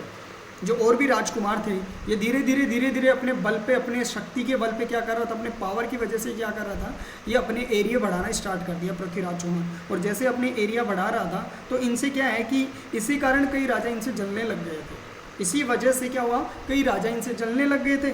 और इनमें से एक था हमारा ये जयचंद गढ़वाल, गद्दार माना जाता है इसको। इसके किले पे आज भी ऐसे बोर्ड बना के लिखा हुआ है कि जयचंद गढ़वाल गद्दार था। आप कभी भी यूपी जाओगे तो यूपी में कन्नौज ज़िले में यदि आप एंट्री करते हो, कन्नौज ज़िले में आप यदि एंट्री करते हो, तो कन्नौज एक वहाँ यूपी के अंदर एक ज़िला है, डिस्ट्रिक्ट है। वहाँ आप जैसे एंट्री करोगे तो यहाँ जो जयचंद गढ़वाल का जो यहाँ कन्नौज का जो किला देखोगे, तो इस कन्नौज के किले पे जैसे आप एंट्री करोगे तो यहाँ बोर्ड बने हुए हैं कि जयचंद गढ़वाल क्या था, गद्दार था। ऐसे बोर्ड आपको बोर्ड मतलब कि आपको ऐसे बोर्ड पे लिखा हुआ मिलेगा, जगह जगह जगह जगह आपको यहाँ लिखा हुआ मिलेगा कि जयचंद गढ़वाल एक गद्दार इंसान था। वो था ही वाक्य में। हम इसकी स्टोरी को पूरी को जानेंगे तब अपने आप ही समझ में आ जाएगा कि कैसे ये गद्दार था। तो इनमें से क्या है कि एक राजा ये भी था जयचंद गढ़वाल, जो पूरी तरीके से क्या करता था, इनसे जलता था। ठीक है। अब बाद में क्या हुआ कि भाई जैसे ही ये लड़की इधर आ गई तो मनी मनी इसको लाइक तो करती थी। अब जैसे ही इसको मनी ही मन लाइक करती थी तो, और जयचंद गढ़वाल का क्या है कि जो इनका राज्य था, जयचंद गढ़वाल का जो राज्य था, देखो राज्य तो इनका यूपी में था, लेकिन ये दिल्ली तक इनके क्या थे, इनके दिल्ली के पूर्व तक काफ़ी फैला हुआ था। इनके जो जयचंद गढ़वाल के जो राज्य थे वो दिल्ली तक काफ़ी फैला हुआ था। एक तो नाना ने कुछ गड़बड़ कर दी, ऊपर से क्या किया, जैसे ही पृथ्वीराज चौहान क्या बन गया, राजा बनते ही जो जयचंद गढ़वाल के जो दिल्ली के पूर्व में काफ़ी फैला हुआ राज्य थे उन पे भी इसने क्या कर दिया, आक्रमण कर दिया, और इनके जो राज्य थे इनको छीन लिया। भाई दिल्ली के पूर्व में जो राज्य जयचंद गढ़वाल के और बच रहे थे उनको छीन लिया। ये लो भाई जले पे नमक, मतलब कि एक तो नाना गड़बड़ कर रहे हैं और ऊपर से अभी ये इधर मतलब द्वैता पे गड़बड़ करने लग गया। मतलब एक तो नानो ही मेरी ज़मीन छीन रहे थे, माध्यम वालो टिंगरे भी काल को टिंगर वो भी मतलब कि कार्रवाई करे लगो, ज़मीन छीने लगो। छोरी समझा रहे, देख ले छोरी तो ये छोरा का चक्रा मत पड़े, और छोरा देख ले अपना जो खेत खाद चाहिए लूट लाट पाट जा रहे थे, यो आपका अंडर कर लियो छोरी ना दरी कौन माने, छोरी को तो पूछ सवार छो यार ना, शादी करो तो राजस्वी करूँगी, बाप की दरी बात कौन मानी, तो कोई बात नहीं। इसी वजह से क्या हुआ कि भाई, अब क्या हुआ कि भाई ये जो जयचंद गढ़वाल था, अब ये जयचंद गढ़वाल ये जो यूपी में ये कन्नौज इनकी राजधानी थी, और इस राजधानी में जयचंद गढ़वाल क्या है, अपनी पुत्री से परेशान हो चुका था। परेशान इसलिए हो चुका था कि यहाँ पे ये पुत्री क्या है कि इसको लाइक करती थी, किसको, पृथ्वीराज चौहान को। दिल्ली का जो शासक था इस पृथ्वीराज चौहान को ये लाइक करती थी, पसंद करती थी, बोलती थी कि मैं शादी करूँगी तो पृथ्वीराज चौहान से ही करूँगी। तो यहाँ एक क्या किया कि इस पृथ्वीराज चौहान ने क्या किया कि जो दिल्ली तक जो फैले हुए थे इस जयचंद गढ़वाल के जो इलाके, उन पे इसने आक्रमण कर दिया और अपने अंडर में कर लिया। तो इस बात से जयचंद गढ़वाल क्या है, परेशान हो चुका था, किससे, पृथ्वीराज चौहान से। तो इस वजह से उसको पता था कि ये जो पृथ्वीराज चौहान है ये मेरी पुत्री से क्या करता है, प्रेम करता है। इस वजह से इसने सबक सिखाने के लिए जयचंद गढ़वाल ने क्या किया, इस अपनी पुत्री संयोगिता का क्या कर दिया भाई, स्वयंवर कर दिया। स्वयंवर का मतलब होता है कि स्वयं जो लड़की होती है स्वयं अपनी मन की इच्छा से क्या करती है, वर को चुनती है। स्वयं की इच्छा से क्या करेगी, वो वर को चुनेगी। तो इसमें क्या होगा, स्वयंवर, मतलब कि इस लड़की का क्या कर दिया जयचंद गढ़वाल ने, स्वयंवर कर दिया भाई, स्वयंवर रच दिया। इस जयचंद गढ़वाल ने स्वयंवर किया। स्वयंवर में क्या किया, सभी राजाओं को बुलाया, जितने भी राजकुमार थे, कुंवारे जो राजकुमार थे उनको निमंत्रण दिया कि भाई मेरी बेटी है और इससे यदि आपको विवाह करना है तो जो भी विवाह करने के लिए इच्छुक है राजकुमार, वो राजकुमार कन्नौज में उनका स्वागत है और मेरी पुत्री ये आपसे विवाह करेगी। सभी राजकुमारों को मतलब कि निमंत्रण दिया, इनविटेशन दे दिया, सभी राजकुमार आ गए भाई। लेकिन यह राजकुमार तो ये भी था, हिंदुस्तान का राजा था, ये हिंदुस्तान का राजा था ये, और ये जो राजा है इस राजा को निमंत्रण नहीं दिया भाई। किसने, इस जयचंद गढ़वाल ने इस राजा को निमंत्रण नहीं दिया। जबकि ये भी वो भी कुंवारो ही, जो इन्हें कौन दियो, नू तो ही कौन दियो अगला ने, अब नू तो नहीं दियो तो वो सोचा पर राजा था कि ये जरूर जा पानी छोड़ी की, कोई नहीं दूसरी देख लेगा, राजा के पास कोई कमी थोड़ी है ना। तो सभी राजकुमारों को निमंत्रण दिया। अब जैसे स्वयंवर स्टार्ट हुआ, लेकिन स्वयंवर स्टार्ट होने से पहले इस राजा की बेइज्जती करने के लिए यहाँ दरबार लगा रखा था, मतलब कि मेन गेट, एंट्री गेट, यहाँ से एंट्री करो भाई, जो भी राजकुमार आ रहे हैं वो इस एंट्री गेट से अंदर आओ महल के अंदर। तो यहाँ इस एंट्री गेट पे क्या कर दिया भाई, यहाँ जहाँ चप्पल खोलते हैं ना, जूते चप्पल खोलते हैं, वहाँ पे ही वॉचमैन की जगह है पृथ्वीराज चौहान की मूर्ति बना के खड़ा कर दिया। ये लो साहब पृथ्वीराज चौहान, ये मूर्ति बना दी और ये मूर्ति बना के खड़ा कर दिया। अब देखा कि पृथ्वीराज चौहान को निमंत्रण तो दिया नहीं, जितने भी राजा आए, राजा देखे यार ये पृथ्वीराज इधर से एंट्री कर रहे थे, इधर से एंट्री कर रहे थे, तो लोगों ने देखा कि पृथ्वीराज चौहान को बुलाया नहीं, जबकि इसकी मूर्ति बना के यहाँ खड़ा कर रखा है। राजा की बेइज्जती कर रहा है कौन, जयचंद गढ़वाल कर रहा है भाई, कर सकते हैं क्योंकि ये दुश्मन है। क्योंकि पृथ्वीराज चौहान ने जो दिल्ली तक इस जयचंद गढ़वाल का जो इलाका फैला हुआ था उस पर पूरी तरीके से शासन किसने कर लिया, पृथ्वीराज चौहान ने कर लिया। महज ये भी तो बालक ही तो था। तो उस वजह से इसका विवाह के लिए लगभग ये जो बातें चल रही थी 1119 के आसपास में चली गई थी। 1119 के पास में ये बातें चल गई थी। तो इस वक्त इस ईयर में क्या हुआ था, 1119 में इसके स्वयंवर रचा संयोगिता का। बहुत खूबसूरत लड़की थी ये, मतलब बहुत ही सुंदरी थी। इस सुंदरी के लिए सब लोग मनमोहित थे कि हम इससे शादी करना चाहते हैं। तो सारा राजकुमार बण ठंड सेंट सुंट लगा रहा भाई, बैठ का कुर्सी माड़ा बैठा दिया। अब संयोगिता देखी कि आपल्लो तो कोने आगम आए ने आपा जिसु प्रेम करा हाँ अट्टोई जूम कर देखी, लास्ट जूम कर करके देखे ना भाई, ओ भी गोनिया यो भी गोनिया यो भी गोनिया यो भी गोनिया ओ भी गोनिया, स्वयं ना जूम करके देख ली कोने आपल्लो तो आती कोने पता आप वाली भाईलीन बोली है कि आपल्लो गड़े हैं कहते ताला तो कहते तालो बापू क्या करे कच भी की मूर्ति बना कहते बाहर ने गेट माला खड़ी कर दी गच वॉचमैन बना दी तो कहते हैं अया बात है कहते हाँ अया बात है कहते तो याद है सो ले माड़ा अगली भाई स्वयं के द्वारा चुना गया वर, उसी को ही क्या कहते हैं स्वयंवर। या चाली भाई बण ठण चली देखो या बण ठंड चाली, अब यह बण ठंड माड़ा हाथ में लेर चाल रही बजा या माला लेर चाल रही है भाई। वर माला गले में जिसके डाल देगी उसके साथ ही क्या होगी, विवाह की संपूर्ण रस्में पूरी की जाएंगी। तो ये बण ठंड के चली। और यहाँ ये जो वॉचमैन साहब है यहाँ देखी और राज्य हो वो देखियो तो आगे निकल गई, जो वो देखियो वो भी आगे निकल गई, ऐसा करता करता ना स्वयं पार कर या तो भाई पृथ्वीराज चौहान यो देखो यो तैयार हो। यहाँ वॉचमैन के दरबार के अंदर वॉचमैन जहाँ खड़ा था, जहाँ मूर्ति बना के खड़ी थी, वहाँ जाके अगली पहुँच गई और वहाँ पहुँच के और वहाँ बोलने लगी कि सुन साहिबा सुन, मैंने तुझे चुन लिया, तू भी मुझे क्या कर चुन। इसके गले में माला डाल दी भाई। इसने क्या किया, इतने राजकुमारों को छोड़ के इनको छोड़ दिया और इस मूर्ति के गले में जाके और उसने माला डाल दी। बोला सुन साहिबा सुन, मैंने तुझे चुन लिया, अब तू भी मैंने चुन। तो यहाँ ये राजकुमार थे, ये बड़क उठे। किसके ऊपर बड़क उठे, जयचंद। बुल्डिया का माड़ा बड़क उठे हुआ है बुल्डिया ते छोरी को टांग पड़ी ना बिड़ रही हो तो मन क्या डाड़ी बेइज्जती कर बगा तर बुलाया है। तो मतलब ये जितने भी राजकुमार थे ये सारे भड़क उठे और भड़कते ही क्या बोले कि जयचंद गढ़वाल, यदि तुम्हारी पुत्री का इसके साथ में किसी भी तरीके का कोई अफेयर था तो भैया हमें बेइज्जती करने के लिए क्यों बुलाया है। अब ये देखिए कुछ इतिहासकार ये कहते हैं कि उस वक्त जब संयोगिता का स्वयंवर चल रहा था तो इसने मूर्ति के गले में जो माला डाली थी तो उस वक्त पृथ्वीराज चौहान इस मूर्ति के पीछे छुपा हुआ था या इस मूर्ति के अंदर था।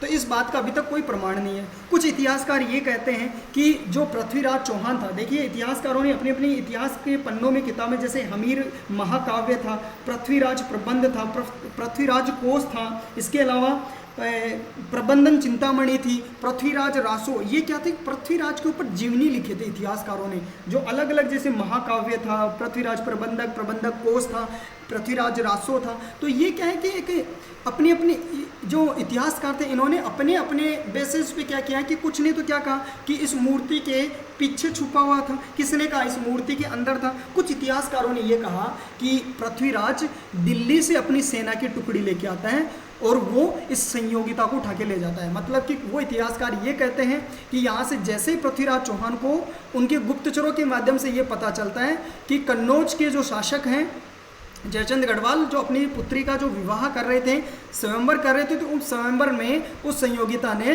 पृथ्वीराज चौहान मतलब हिंदुस्तान के शासक की मूर्ति उन्होंने दरबार पे बना के लगा रखी थी, उस मूर्ति को ही चुना है। तो जैसे इसको पता चला तो यो आप बड़ा सैनिकान तैयार करो और जेम्बा ले चलो, खड़े हो जाओ, बिना नहाया दहे बीननी मिल गया अपन तो मैं तो सेंट शांट लगा गया, आ जाओ तैयार हो जाओ। तो ये अपनी एक सेना की छोटी टुकड़ी लेके और वहाँ से आता है कन्नौज पे। देखिए दिल्ली से कन्नौज आ जाता है, ये देखो पास में, मैप पे ध्यान देना, दिल्ली से ये देखो यहाँ पे, दिल्ली से कहाँ, कन्नौज, कन्नौज पास में ही है। तो ये दिल्ली से सीधा चलते चलते कहाँ आ जाता है, अपनी सेना की टुकड़ी लेके कन्नौज आ जाता है। कन्नौज में आके और इस लड़की को, संयोगिता को उठा के ले जाता है। कहाँ ले जाता है भाई, दिल्ली ले जाता है।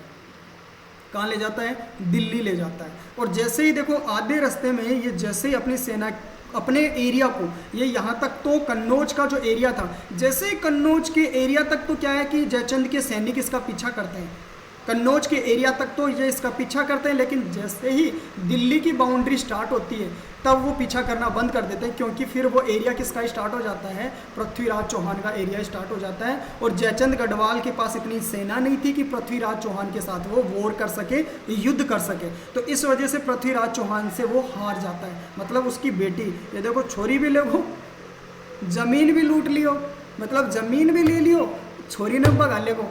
अब बताओ ये आदमी बिरचा कौन, बिरचा भाई बिरचा वो, ये जमीन की तो जमीन ले और छोरी ने और भगा ले को।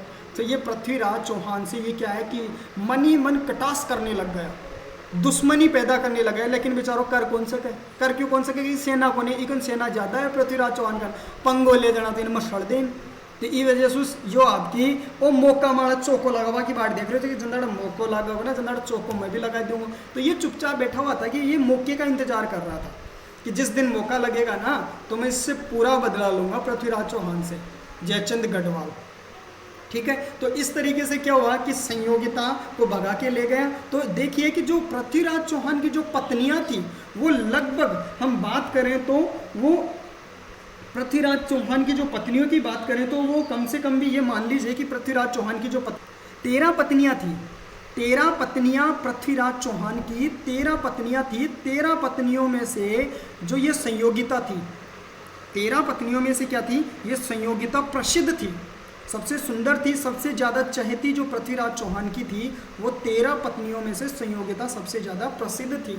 एक जैसे कि हम बात करें तो यहाँ पे क्या है कि आबू की, गुजरात का एक शासक था ना, ये गुजरात, ये जो गुजरात का एक शासक था, इस गुजरात के शासक का नाम था भीमदेव। गुजरात का शासक था भीमदेव, भीमदेव।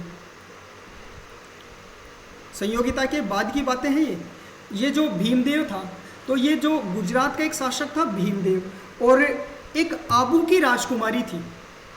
तो आबू की राजकुमारी का नाम था इंचिनी, आबू की राजकुमारी का नाम था इंचिनी। ये आबू की राजकुमारी थी, ये भी मतलब संयोगिता से जितनी खूबसूरत तो नहीं थी, लेकिन ये आबू की राजकुमारी इंचनी थी।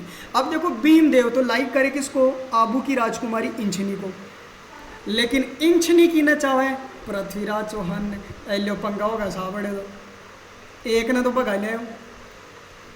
ठीक है, अब इंचनी थी, ये आबू की राजकुमारी थी, आबू की राजकुमारी इंचनी थी। अब इसको तो ये जो गुजरात का शासक था भीमदेव, ये तो चाहे किसको, इंचनी को, लेकिन इंचनी की न चाहा भाई, इंचनी पृथ्वीराज चौहान ने चाहा है। जबकि ये जो भीमदेव था ये गुजरात का शासक था, क्योंकि पृथ्वीराज चौहान ने अपना जो गुजरात का भी एरिया धीरे धीरे अजमेर के पास में धीरे धीरे अपने अजमेर में जोड़ने लग गया। तो ये भीमदेव पृथ्वीराज चौहान से जलता था, जिस तरीके से जयचंद जलता था उसी तरीके से भीमदेव भी क्या करता था, पृथ्वीराज से जलता था। मतलब दुश्मन थे ये एक दूसरे के, भीमदेव और पृथ्वीराज। जैसे इस बात का पता चला पृथ्वीराज चौहान को कि आबू की राजकुमारी है, उसके पीछे लाग रहे थे भीमदेव, और भीमदेव अपना दुश्मन।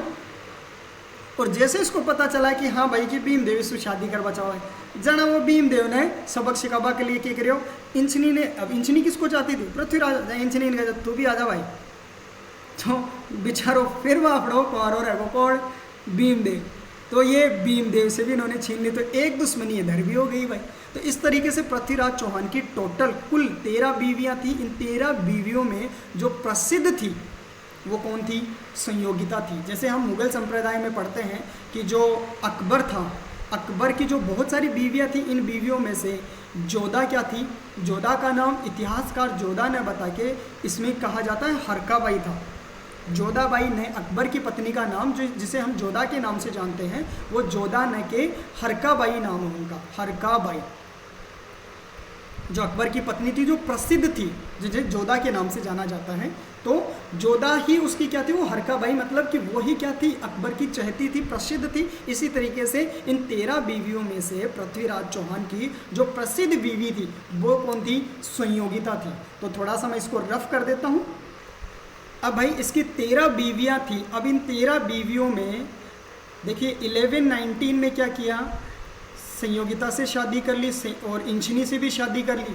अब भाई अब हुआ क्या, उस वक्त देखिए एक इतिहास में माना जाता है कि एक इनका मित्र था जो इनके दरबार का कवि था। एक इनका क्या था, मित्र था। दोस्त था इनका, बहुत क्लोज मित्र था, जिनका नाम क्या था? चंदवरदाई। चंदवरदाई, चंदवर, एक सेकेंड में थोड़ा लिखने में थोड़ा दिक्कत हो जाती है। चंदवरदाई, ये जो इनका मित्र था, ये एक ऐसा मित्र था, ये मान लीजिए कि इतिहास के अंदर ये माना जाता है कि जो चंदवरदाई था, ये जो चंदवरदाई था, नाम यदि कभी भी याद ना हो तो याद कर सकते हो। चंद नाम का लड़का जिसको वरदान दिया, चंद नाम के लड़के को जिसको वरदान दिया किसने? दाईमा ने। दाईमा नहीं होती है, दाईमा, इसने वरदान दिया। तो ऐसे याद कर सकते हो, सबकी अलग अलग ट्रिक हो सकती है कि जो पृथ्वीराज चौहान का जो मित्र था वो था चंदवरदाई। ये क्यों याद करें भाई? ये इसलिए याद करेंगे क्योंकि ये जो इसका मित्र था, ये इसके दरबार का क्या था?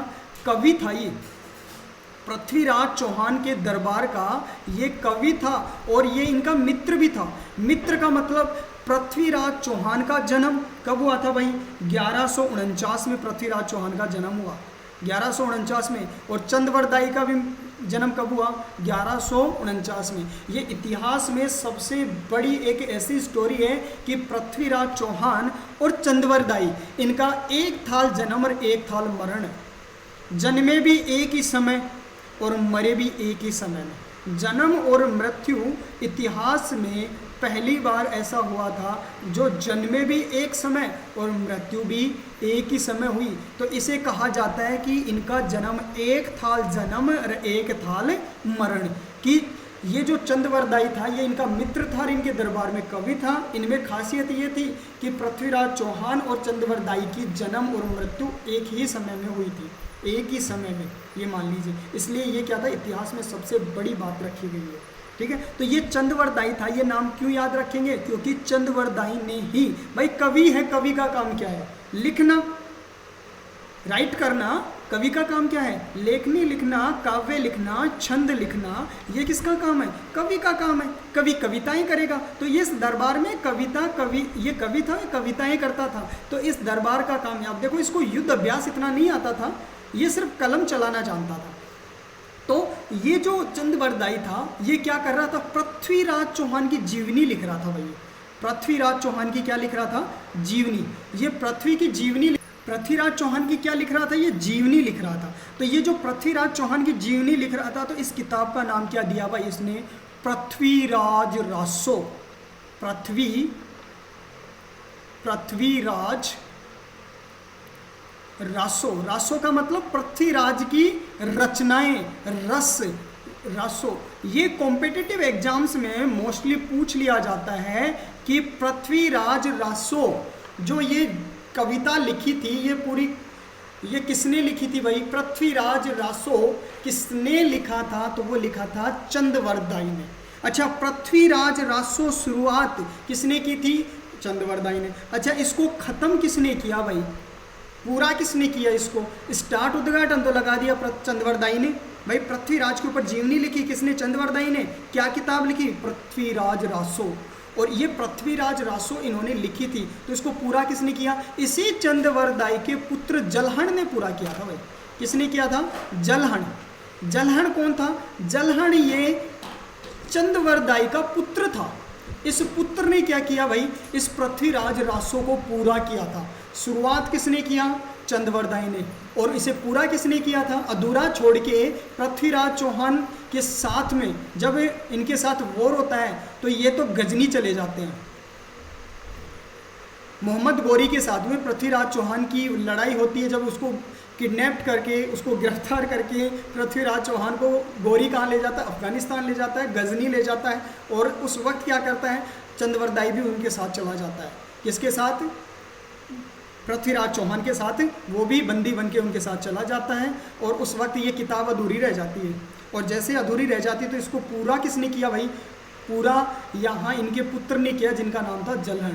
इसलिए ये बहुत बार कॉम्पिटिटिव एग्जाम्स में पूछ लिया जाता है कि पृथ्वीराज रासो को पूरा किसने किया था? तो वो चंदवरदाई के पुत्र जलहण ने पूरा किया था। ठीक है, तो ये पृथ्वीराज चौहान के दरबार के क्या थे? ये कवि थे। ठीक है, ये हुई आपके पृथ्वीराज चौहान की, चंदवरदाई की स्टोरी। अब बात करेंगे कि जैसे 1190 में ये संयोगिता को भगा के ले आए, तो यहाँ से क्या हुआ कि धीरे धीरे 1190 में ही क्या हुआ, 1190 में ही एक अफगानिस्तान, कहाँ है अफगानिस्तान, देखो ये रहा अफगानिस्तान। थोड़ा मैं मिनिमाइज कर देता हूँ इसे, जूम आउट, जूम इन। ये देखिए यहाँ पे देखिए, ये जो अफगानिस्तान का जो एरिया है पाकिस्तान के ठीक ऊपर, पहले क्या था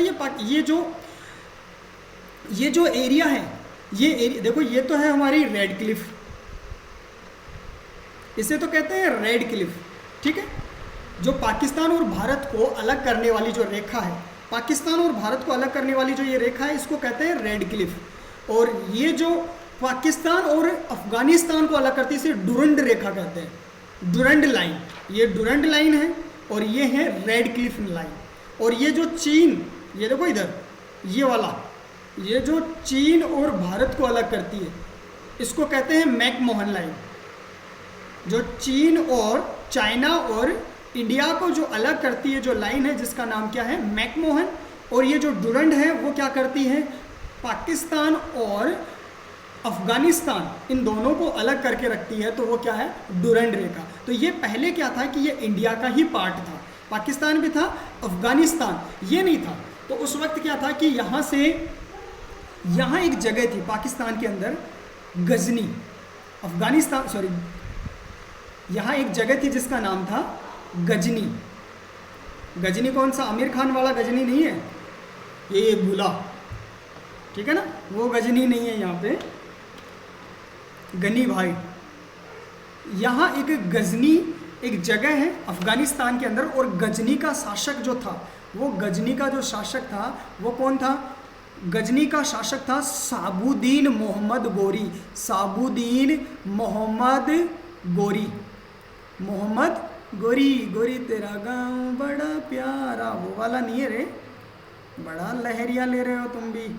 गोरी, गोरी तेरा गांव बड़ा प्यारा, ये वाला गोरी नहीं है, ये गजनी का गोरी है भाई, ठीक है ना। साबुद्दीन मोहम्मद गोरी, ये गोरी गजनी से आया। और इसको वहाँ पे लोगों ने कहा कि अरे गोरी साहब, ये शासक था गजनी का शासक था साबुद्दीन मोहम्मद गोरी। और इसको कहा कि देखो आप सोने की चिड़िया को लूटो। और सोने की चिड़िया कौन सी थी, इंडिया थी। बोला आप छोटे मोटे ये एरिया लूटते रहते हो, तो ये जो राज्यों को आप लूटते रहते हो, इनसे क्या मिलता है, आप एक काम करो, यहाँ जाओ, वहाँ हिंदुस्तान है, भारत है, तो इस हिंदुस्तान को लूटो। इस हिंदुस्तान को लूटोगे तो आप क्या है कि आपको ज़िंदगी भर किसी भी दूसरे देश पे आक्रमण करने की ज़रूरत नहीं है, तो आप तो सोने की चिड़िया है। तो इसको किसी ने कहा कि ऐसा ऐसा कुछ है वहाँ पे, तो ये वहाँ से अपनी सेना को लेके और अफ़गानिस्तान से चलता चलता पाकिस्तान में एंट्री करने लग गया भाई। ये तो अब एंट्री तो इधर से ही करेगा, ये अपनी सेना लेके, और ये धीरे धीरे एंट्री किया। तो 1119 में यही ये एंट्री कर चुका था, 1119 में ये एंट्री कर चुका था। इससे पहले ये कहा गया है कि जैसे ये 1119 में एंट्री किया, मिनिमाइज कर देते हैं एक बार, zoom in, zoom out, zoom in, yes. तो ये जैसे ही 1119 में ये अफगानिस्तान से चल के मोहम्मद गोरी एंट्री किया, तो ये जैसे एंट्री किया था, तो ये उस वक्त देखो कि इससे पहले ये भारत पे आ चुका था। ये भारत में जो एंट्री कर रहा था, मतलब कि यहाँ पाकिस्तान में जो एंट्री किया था, ये 1175 में ही आ चुका था। कौन, गोरी। गोरी 1175 में यहाँ, मतलब कि गोरी क्या, वो सिंधु नदी पार किया भाई। देखिए सिंधु नदी कहाँ है, सिंधु नदी भारत और पाकिस्तान में, मतलब भारत से ये इधर, ये भारत और पाकिस्तान, भारत से कहाँ बहती है ये, पाकिस्तान, मतलब इंडिया से चलते चलते ये देखो सिंधु नदी की वजह से इस देश का नाम हिंदुस्तान पड़ा था। क्योंकि यहाँ पाकिस्तान के लोग सै को क्या बोलते हैं, सै को है बोलते हैं। वो पाकिस्तान में सै, कट्ठे जा रहे हो सै, वह है कौन बोली, कट्ठे जा रहे हो है, तो वो सै को क्या बोलते हैं, सॉरी हैक को क्या बोलते थे, हैक को वो क्या बोलते थे, सै बोलते थे। हैक को क्या बोलते थे, सै। वे ये कौन बोली, कट्ठे जा रहे हो है, नहीं वो कट्ठे जा रहे हो सै। तो ये इस तरीके से सै को, हैक को क्या बोलते थे, वो सै बोलते थे। इसी वजह से यहाँ हिंदू है तो हिंदू को क्या बोलेंगे भाई, वो हैक को सै बोलेंगे, हैक को सै बोलेंगे, तो वो हिंदू को क्या बोलेंगे, सिंधु बोलेंगे। क्या बोलेंगे, सिंधु। तो जिस स्थान से जो नदी बह रही है, जिस स्थान से जो नदी बह रही है, कौन से स्थान से भाई, है को क्या बोल रहे थे, से, तो से का मतलब हिंदुस्तान से जो नदी बह रही है, तो वो स्थान कौन सा है, सिंधुस्तान, क्योंकि यहाँ नदी कौन सी बहती थी, सिंधु नदी।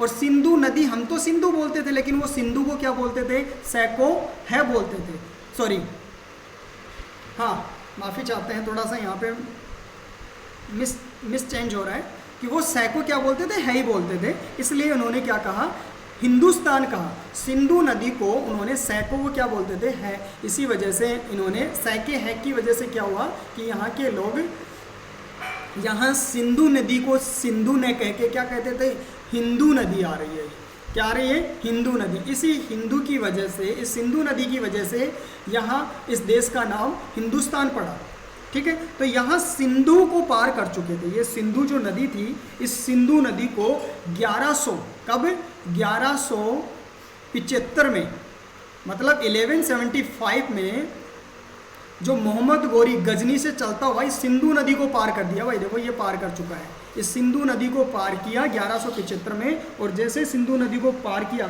तो ये मुल्तान में जाके प्रवेश कर गया। और ये मुल्तान कहाँ था, यहाँ देखो, ये मैं ड्रॉ कर रहा हूँ, ये पंजाब का जो एरिया है, पंजाब क्षेत्र के पास में, यहाँ पे एक पंजाब का एरिया, यहाँ पे मुल्तान था, यहाँ इस एरिया में, जहाँ मेरा ये देखो ये ड्रॉ कर रहा हूँ मैं, रेड रेड रेड रेड, यहाँ पे क्या था, यहाँ पे मुल्तान एक क्षेत्र था, एरिया था मुल्तान। तो यहाँ से सिंधु नदी को पार करते हुए आ गया, मैं कलर चेंज कर लेता हूँ एक बार, यहाँ सिंधु नदी को ये पार करते करते करते करते आ गया, और कहाँ प्रवेश कर गया भाई, मुल्तान तक पहुँच गया।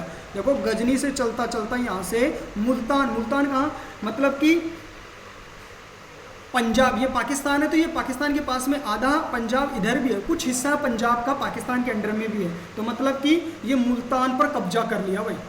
ये जो पाकिस्तान में जो मुल्तान है, आज जो मुल्तान है वो पाकिस्तान में है, तो ये जो मुल्तान है, इस मुल्तान पे क्या कर लिया गजनी ने, यहाँ 1175 पे मुल्तान पे कब्जा कर लिया, मुल्तान। और मुल्तान कहाँ है, मुल्तान पाकिस्तान में है, ठीक है।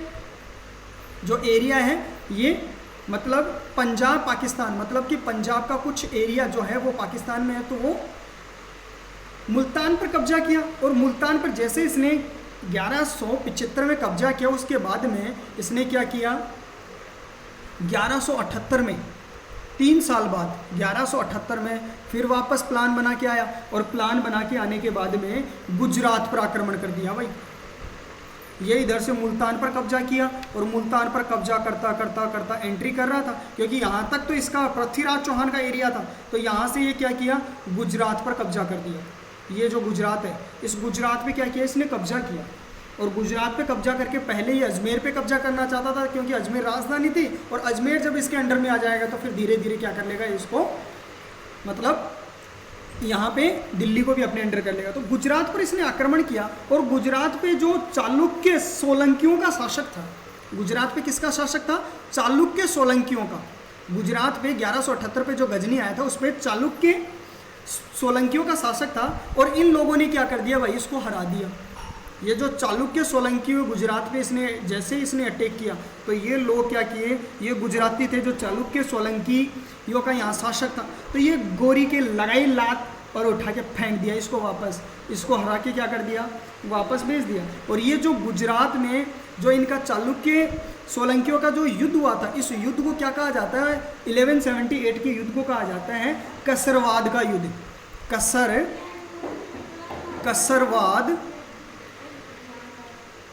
कसरावद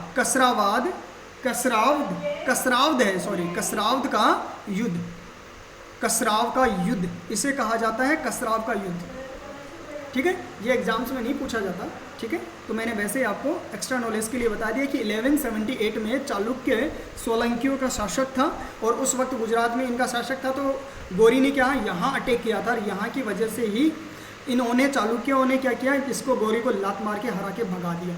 अब यहाँ से जैसे ही भगा दिया इन्होंने, अभी तक तो पृथ्वी के पास तो पहुँचा ही नहीं भाई, दिल्ली तो पहुँचा ही नहीं अभी, ये यहाँ दिल्ली तो पहुँचा ही नहीं है, दिल्ली तो पहुँचेगा तो भाई दिल्ली दूर है अभी। तो यहाँ क्या है कि पेशावर तथा सिंध पंजाब जीतने के बाद धीरे धीरे भाई इधर तो पार पड़ी बनेगी।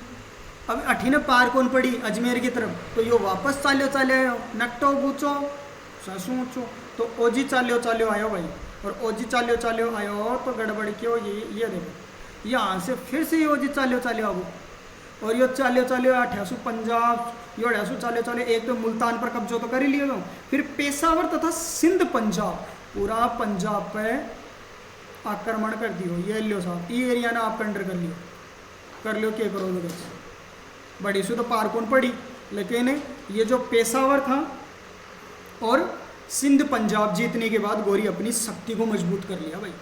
देखो इधर से पाकिस्तान का कुछ एरिया इसने अपने अंडर कर लिया, पंजाब इंडिया में एंट्री कर चुका है, जबकि इंडिया भी भारत का मतलब पाकिस्तान का हिस्सा था, इंडिया भी पाकिस्तान का हिस्सा था, तो इधर इस हिस्से को भी कवर कर लिया, इस हिस्से को भी कर लिया। तो इस रास्ते में आने वाली जो भी समस्या थी, अब दिल्ली दूर नहीं है, अब पंजाब को अपने जैसे अंडर में कर लिया तो अब दिल्ली दूर नहीं है। तो क्या हुआ भाई कि देखो बहुत से इतिहासकार तो क्या कहते हैं, जैसे इतिहासकारों का कहना है कि गौरी और पृथ्वी की जो लड़ाई हुई थी, मोहम्मद गौरी और पृथ्वी, देखो ये रहे दोनों, तो ये जो पृथ्वीराज चौहान और मोहम्मद गौरी, इन दोनों की जो लड़ाई हुई थी, पृथ्वी और मोहम्मद गौरी की जो लड़ाई हुई थी, इन दोनों की जो लड़ाई हुई है, तो बहुत से इतिहासकार क्या कहते हैं भाई इन दोनों के बारे में, अभी तक कोई पुख्ता नहीं मिला। एक पृथ्वीराज रासोई कहता है कि 16 बार तो गौरी को हराया पृथ्वीराज चौहान ने, और 17 बार क्या है कि 17वीं बार वो खुद हार गया। कौन? पृथ्वीराज चौहान। कि पृथ्वीराज रासों में तो ये लिखा गया है कि जो पृथ्वीराज चौहान और गौरी का जो युद्ध हुआ था, इस युद्ध में लगभग 17 युद्ध हुए, जिसमें 16 तो गौरी हार चुका था। इन 16 युद्ध में हारने पे गौरी को पृथ्वीराज चौहान ने कुरान की 16 बार कसम दिलाई थी, 16 बार कसम दिलाई थी कि अरे क्यों तना ठोक पींदर तन मोटो पे दूँ अड़े के टींड सी लेबाव है, तो जो भी नकटो छो गोरी ओ जी चाल्यो टांगड़ी पूछड़ी तुड़ावो ओजी आ जा, तो की कन पृथ्वीराज चौहान कन, और यो भी क्या करतो आगलो, यो भी पाको रस पड़े दो और लगा डुक भी का बढ़िया वाला, और ओजी बे दे दो ठिडे कि जा ओजी गरम पट्टी करा जी। तो ये क्या 16 बार तो गरम पट्टी करवा के लिए इन्हें हरा दियो, लेकिन 17वीं बार आगलो 2 खासू के करो इन्हें बंदी बना लिया। तो पृथ्वीराज रासो तो ये कहता है कि पृथ्वीराज चौहान और मोहम्मद गौरी का 17 बार युद्ध हुआ था, जिसमें 16 बार हार चुका था और 17वीं बार वो पृथ्वीराज, मतलब कि 17वीं बार वो हार चुका था। 16 बार पृथ्वीराज चौहान ने जीता और 17वीं बार पृथ्वीराज चौहान हार गया था, एक लास्ट हारा हुआ। ठीक है, तो बाकी इतिहासकार क्या कहते हैं, देखो हमीर काव्य है, तो इस हमीर काव्य में तो क्या कहते हैं, हमीर काव्य एक हमीर काव्य है इतिहासकारों का लिखा हुआ, जो महाकाव्य माना जाता है, हमीर महाकाव्य कहा जाता है भाई इसको, हमीर महाकाव्य। इस हमीर महाकाव्य में तो ये बताया गया है कि पृथ्वीराज चौहान और गौरी की 9 बार लड़ाई हुई थी। कितनी बार हुई थी? 9 बार लड़ाई हुई थी। लेकिन पृथ्वीराज प्रबंध एक और जो अलग है, मतलब पृथ्वीराज प्रबंध एक काव्य है, पृथ्वीराज प्रबंध काव्य में कितनी बार बताया गया है कि 8 बार ही हुआ है, मतलब पूरा प्रत्यक्ष प्रमाण नहीं मिला। उसके अलावा एक बार मैं रफ कर देता हूँ इसको,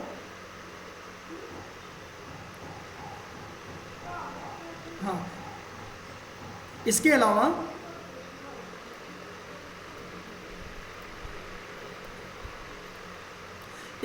क्या था कि जो प्रबंध कोश था,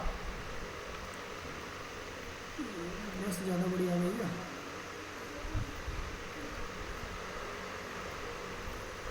इसके अलावा जो प्रबंध कोश था, इस प्रबंध कोश में क्या कहा गया है कि पृथ्वीराज चौहान और गौरी का 21 बार युद्ध हुआ। हमीर महाकाव्य में कहा गया 9 बार हुआ, लेकिन पृथ्वीराज प्रबंध में कहा गया कि 8 बार ही जिक्र किया गया है कि इन दोनों के बीच में 8 बार युद्ध हुआ है। लेकिन यहाँ पे प्रबंध कोश है, और ये जो प्रबंध कोश है, इस कोश में ये कहा गया है कि यहाँ पे पृथ्वीराज चौहान और मोहम्मद गौरी के बीच में 21 बार ही जिक्र किया गया है कि इन दोनों का जो युद्ध हुआ वो 21 बार हुआ है। लेकिन प्रबंध चिंतामणि है, प्रबंध चिंतामणि ये भी एक काव्य है। इस काव्य में क्या कहा गया है? चिंतामणि। इस काव्य के अंदर ये कहा गया है कि पृथ्वीराज चौहान और मोहम्मद गौरी का जो युद्ध हुआ है, वो युद्ध सिर्फ और सिर्फ 22 बार हुआ है। मतलब कोई 21 बताता है, कोई 22 बताता है, कोई 8 बताता है, कोई 9, यही कहे। लेकिन हमारा जो पृथ्वीराज रासो कहता है जो चंद्रवरदाई इसके मित्र ने तैयार किया था, इसे जलहन ने पूरा किया है। तो जलहन साहब लिख के जाते हैं, उन्होंने कहा है कि 16 बार तो गौरी हार जाता है और 17 बार क्या होता है, 17वीं बार गौरी जीत जाता है। और ये जो युद्ध होते हैं, तो ये देखिए कि 16वीं बार का जो युद्ध होता है, दो ही स्पेशल माने जाते हैं। एक तो 16वीं बार का हुआ था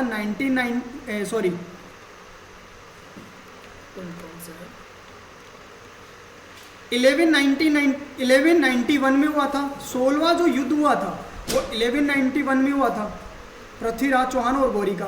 और 1192 में हुआ था 17वां युद्ध। ये दो युद्ध स्पेशल माने जाते हैं इनमें से। बाकी और युद्धों के बारे में इनकी व्याख्यान बहुत कम किया गया है। बाकी इनकी जो चिंतामणि कोश हैं, हमीर महाकाव्य हैं, इनमें तो फिर भी किया गया है। बाकी ये माना जाता है कि ये दो ही युद्ध थे जो तराइन के युद्ध थे। तराइन का जो पहला युद्ध हुआ था वो हुआ था 1191 में, जो किस के बीच में हुआ था, वो हुआ था पृथ्वीराज चौहान और गौरी, मोहम्मद गौरी के बीच में, जिसमें 1191 वाले तराइन के युद्ध में मोहम्मद गौरी हार जाता है पृथ्वीराज चौहान से। लेकिन ठीक उसी वक्त 1192 में क्या हुआ, 1192 के अंदर पृथ्वीराज चौहान और गौरी को दूसरा युद्ध हुआ है जो तराइन का द्वितीय युद्ध कहा जाए।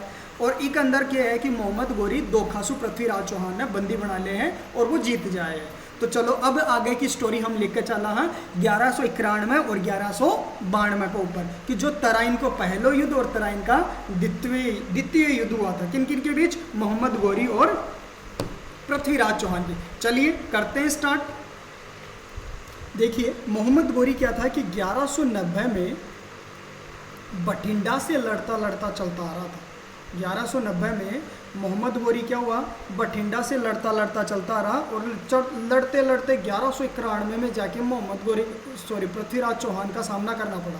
कि 1190 में तो बठिंडा से ये लड़ता लड़ता चल रहा था, बठिंडा मतलब पंजाब से लड़ता हुआ आया, और 1191 में जाके इसको किसका सामना करना पड़ा, मोहम्मद गौरी का सामना करना पड़ा, पृथ्वीराज चौहान का सामना करना पड़ा मोहम्मद गौरी को। तो इसमें क्या है कि ये जो 1191 का जो युद्ध था, इस वक्त क्या था कि इसी वक्त इसने संयोगिता से शादी भी की थी। इसी ईयर में क्या किया था, इसने संयोगिता से विवाह किया था। और ये संयोगिता की स्टोरी मैंने अभी आपको बताई है। तो ये जो संयोगिता से इसने क्या किया था, विवाह किया था, इस लड़की को भगा के ले आया था। जयचंद गढ़वाल की ये पुत्री थी। तो इस वक्त क्या था कि ये युद्ध था। तो इस युद्ध में क्या है, पृथ्वीराज चौहान क्या हो जाता है, जीत जाता है। 1191 का जो मोहम्मद गौरी और पृथ्वी के बीच में जो युद्ध होता है, उसमें जीत किसकी होती है, पृथ्वीराज चौहान की होती है। हार कौन जाता है, इसमें गौरी की हार होती है, बहुत बुरी तरीके से ये हारता है। इससे पहले ये क्या है, 15 बार हार चुका था।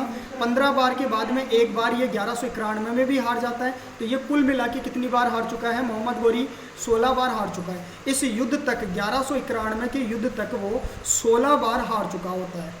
किससे, अकेले पृथ्वीराज चौहान से। तो इतना ये शक्तिशाली था, ये देख लो। तो इसमें ये दूसरे देश से आके जो एक शासक है वो आक्रमण कर रहा है, उसको वो 16 बार हरा चुका है। तो ये मान लीजिए कितना ताकतवर इंसान हो सकता है। वो बहुत ताकतवर था पृथ्वीराज चौहान। तो इसी वजह से क्या है कि ये 1191 का युद्ध ये हार जाता है। और इसी कारण इसी मोहम्मद गौरी को ये लगभग 16 बार कुरान की कसम दिलाता है कि तू नकटो पूछो सर सोचो और मान जा नकटा, लेकिन एक ही कौन लागे, एक ही कौन पल्ला पड़ी, वो तो नकटो तो मैं लूटूंगो तो लूटूंग हो, वो भी नकटो तो 16 बार ठुक ठुकार दोबारा तैयार हो रहा हो। तो ये फिर क्या हुआ कि उस वक्त संयोगिता के साथ इसकी शादी हुई थी। भाई युद्ध भी हरा दिया, युद्ध हराने के बाद में इसने संयोगिता से शादी कर ली। अब शादी करने के बाद में यो तो क्या है कि बीननी में बिजी हो गया, अठीन है वो तो भाई बीननी में बिजी हो, नहीं बीननी आई वो तो कोई ध्यान रखे। अब वो तो जी टाइम पर तो नया नया ब्याह करेड़ो। और 28 क्या है कि ये दोबारा प्लान बना लियो। कौन बना लियो भाई प्लान, गौरी। दोबारा चाल पड़े आग लो, आपका टाम टप्पी रहे उठा और चाल पड़े, कहता ना ओ जी लड़ रहा हूँ, किसू, पृथ्वीराज चौहान से। तो ये जो युद्ध स्थल था ये आज के समय में हरियाणा में है। तराइन कुरुक्षेत्र जो एरिया है, तराइन का जो एरिया है कुरुक्षेत्र माना जाता है। मतलब कि जो द्वितीय विश्व युद्ध में जो 3 लाख सैनिक थे, किसके, पृथ्वीराज चौहान के लगभग 3 लाख सैनिक थे भाई।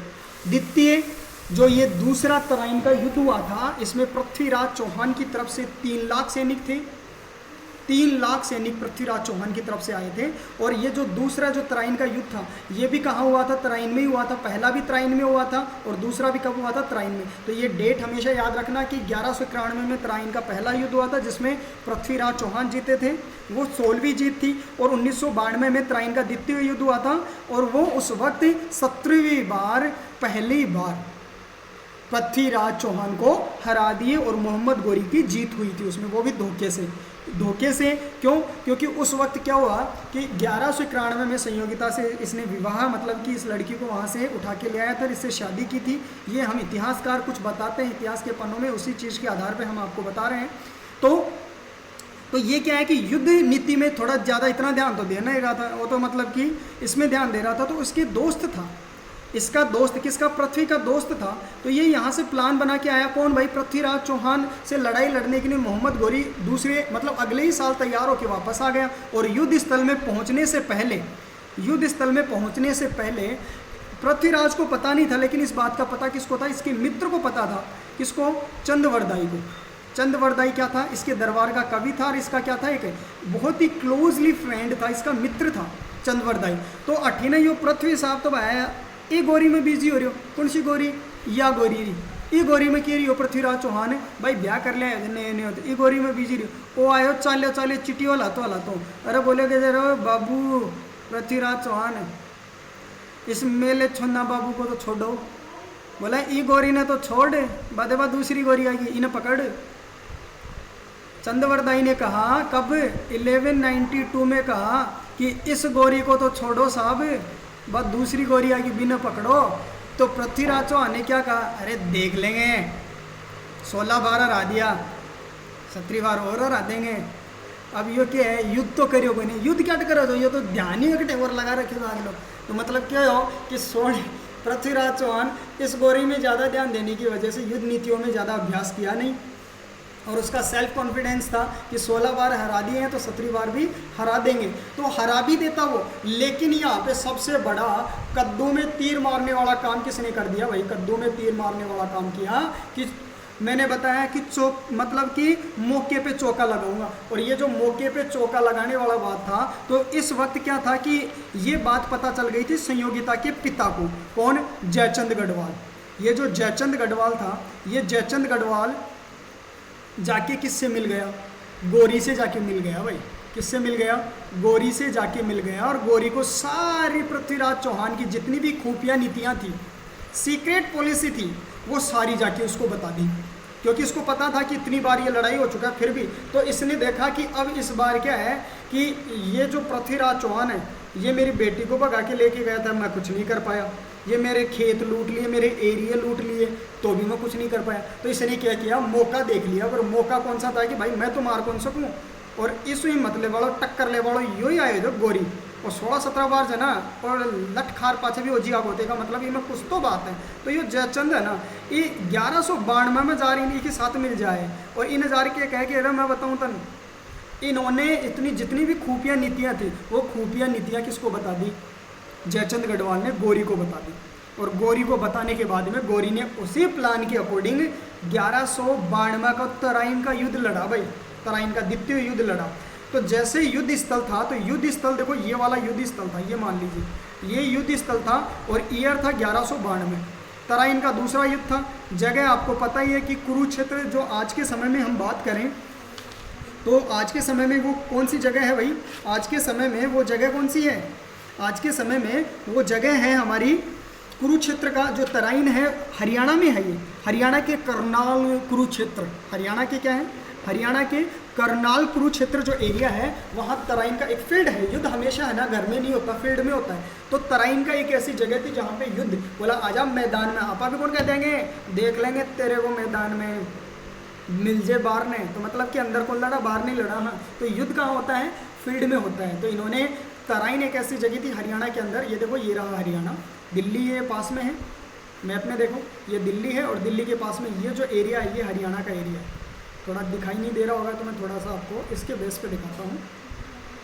ये जो एरिया, ये हरियाणा का एरिया है, काफ़ी कुछ ड्रॉ ज़्यादा हो गए हैं यहाँ पे। ये जो एरिया है ये हरियाणा दिल्ली के बिल्कुल पास में है। तो यहाँ पे जो कुरुक्षेत्र और करनाल का एरिया है वहाँ पे इन्होंने क्या किया, तराइन का द्वितीय युद्ध और प्रथम युद्ध स्टार्ट किया था। तो ये देखिए कि ये जो फील्ड है, इस फील्ड के बेस पे समझते हैं कि भाई फील्ड में आ गए, इस तरफ तो हो गया पृथ्वी और इस तरफ गौरी, इस तरफ कौन हो गया, गौरी, दोनों तरफ आमने सामने हो गए। और यो बापड़ो सीक्रेट आदमी जो, वो तो लुक रही, जो ये तो छुपा हुआ था, तो सारी नीति समझाती। आके यहाँ पे, यहाँ तो गौरी, सॉरी यहाँ तो पृथ्वी और यहाँ गौरी, पीछे इनकी सेना, ये पीछे इनकी सेना है, ठीक है, यहाँ इधर इसकी सेना है। लगभग इसकी जो पृथ्वीराज की सेना थी वो 3 लाख सैनिक थे द्वितीय विश्व युद्ध में। जो द्वितीय विश्व युद्ध का मतलब यहाँ पे पृथ्वीराज चौहान का, तराइन का द्वितीय जो वॉर था, युद्ध था, तराइन का दूसरा जो लड़ाई हुई थी, इसमें 3 लाख सैनिक थे पृथ्वीराज चौहान की तरफ से। तो यहाँ क्या हुआ, इसने कहा, पृथ्वी ने कहा, अरे तुम नकटा मानने बनेगे क्यों आ रहे हो, तूने 16 बार तो हरा दिया, तेरे के टैंट में कीड़ो चाल रहे थे। तो वो बोले कि तुम्हें लड़वा कौन आए हो, तो कहते अड़ी के कागड़ी खबाए जो नहीं लड़वाए तो अड़ी लेर क्या टाया जान, कहते नहीं लड़, कहते मैं तो संधि करवाया हूँ, ट्रीटी ऑर्गेनाइज करने आया हूँ कि आपा तो क्या है कि दोनों हाथ मिलार, दोनों क्या करांगा, व्यापार करांगा, ट्रेड करांगा, कि भाई मेरो माल तेरा देश में बिकोगो, तेरो माल मेरा देश में बिकोगो, तन चाहे मुँह मैं दूंगा, मन चाहे जो तू मन दे। तो इस तरीका से आप क्या करांगा, एक दूसरा की हेल्प करांगा और अपना अपना राज्य में आराम से रहेंगा। बोला अहिया देखिए, तो यह बात तो कहते तो अन्न लेवा की जरूरत कट जी, तो एक लो ही आ जाता, तो 4-5 जन आ जाता, तन जरूरत कट जाए सारा लेवा की। कहते मैं तो ये देखो न माना रहा बार, तो पीछा से मेरा माड़ा ओजी मेरे ठोका पिंदी कर दे, जना लिया है। बोले चोखो देना, कहते भाई अब ये चोखो को नाम चाहिए लियो। बोला कि ठीक है चलना। तो इस तरीका से क्या है कि आकी 88 ये बोले कि ठीक है, बोला मैं जाऊँ, आप एक दिन आऊँगा, ठाला दिन बैठ रहा, आराम से बैठ रहा वहाँ, मतलब तन मन की बतलाऊँगा, बायला बनेगा। तो भाई बायला जूठा माठा बनेगा भाई। अब क्या है कि वो डैसू वापस चाल पड़े, और चाल तो गजनी तो पहुँचो बने, या गजनी मान लो, और गेला में डटबो, और सारा सैनिका ने बिठा दिया, बोले ढेर लोग जाओ और बैठ जाओ बच्चे, आगे गए बने आगे लो। अब ठिसू पृथ्वीराज चौहान बोले कि यार आपा चाला बने गए, तो वो पीछा से वार कर दे, 6 तो सड़ो टेढ़ो आदमी के। तो पृथ्वीराज चौहान भी कहते कि वो ठेर रुक गो, बोले आपा राशन पानी ले आया था, बनाओ खाओ और आराम से रहो। तो अड़ासू सैनिका ने कह दियो कि थे अलर्ट रहियो और आराम से बनाओ खाओ और आराम से तैयारी से रहो, क्योंकि भी को कोई भरोसा बने वो आपा बार गेल सो आप चाल पड़ा, अड़ासो आप चाल पड़ा रही हो, गेल सो आप अपने ऊपर अटैक कर दे, वो जाने क्या कर लिया। इसलिए पृथ्वीराज चौहान क्या करे हो कि तराइन का द्वितीय युद्ध में 1520 दिन वो बैठे पड़े रही हो भाई, ये माना जाता है कि 1520 दिन वो बैठे पड़े रही हो युद्ध स्थल में। बोला खाओ पियो। अब देखियो यार 15-20 दिन में तो अगलो ठीठा पूछ गो होगा बच्चे, कौन सोचो, पृथ्वीराज चौहान सोचो, और इंक्वायरी कौन दे रहे हो, यो बैठो जयचंद गढ़वाल, और इंक्वायरी दे बाड़ो कि नहीं गौरी ने, कि मैं दूंगा तेरा साथ, क्योंकि एक बेटी बगाले को जो ना पृथ्वीराज चौहान, तो यो भी देख मौका मारा चौको लगा रहे तो ये जो सारी इंक्वायरी गौरी ने यो ही दे रहे थे। तो ये अड़ासू की है कि जना दिन की है कि धोखेबाज हुई।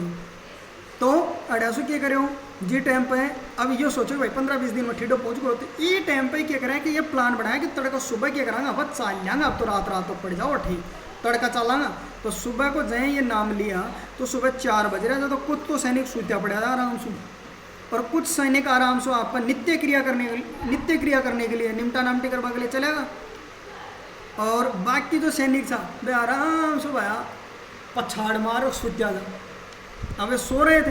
अब भाई पीछा से गोरी चाल पड़े धीरे धीरे स्लो मोशन में, अरे यो आता ही है ना अटैक कर दियो। अब सूत्या आदमी बेरना हथियार कड़े, बंदूक कड़े, आगे के कड़े पड़े थे, बेरे बने।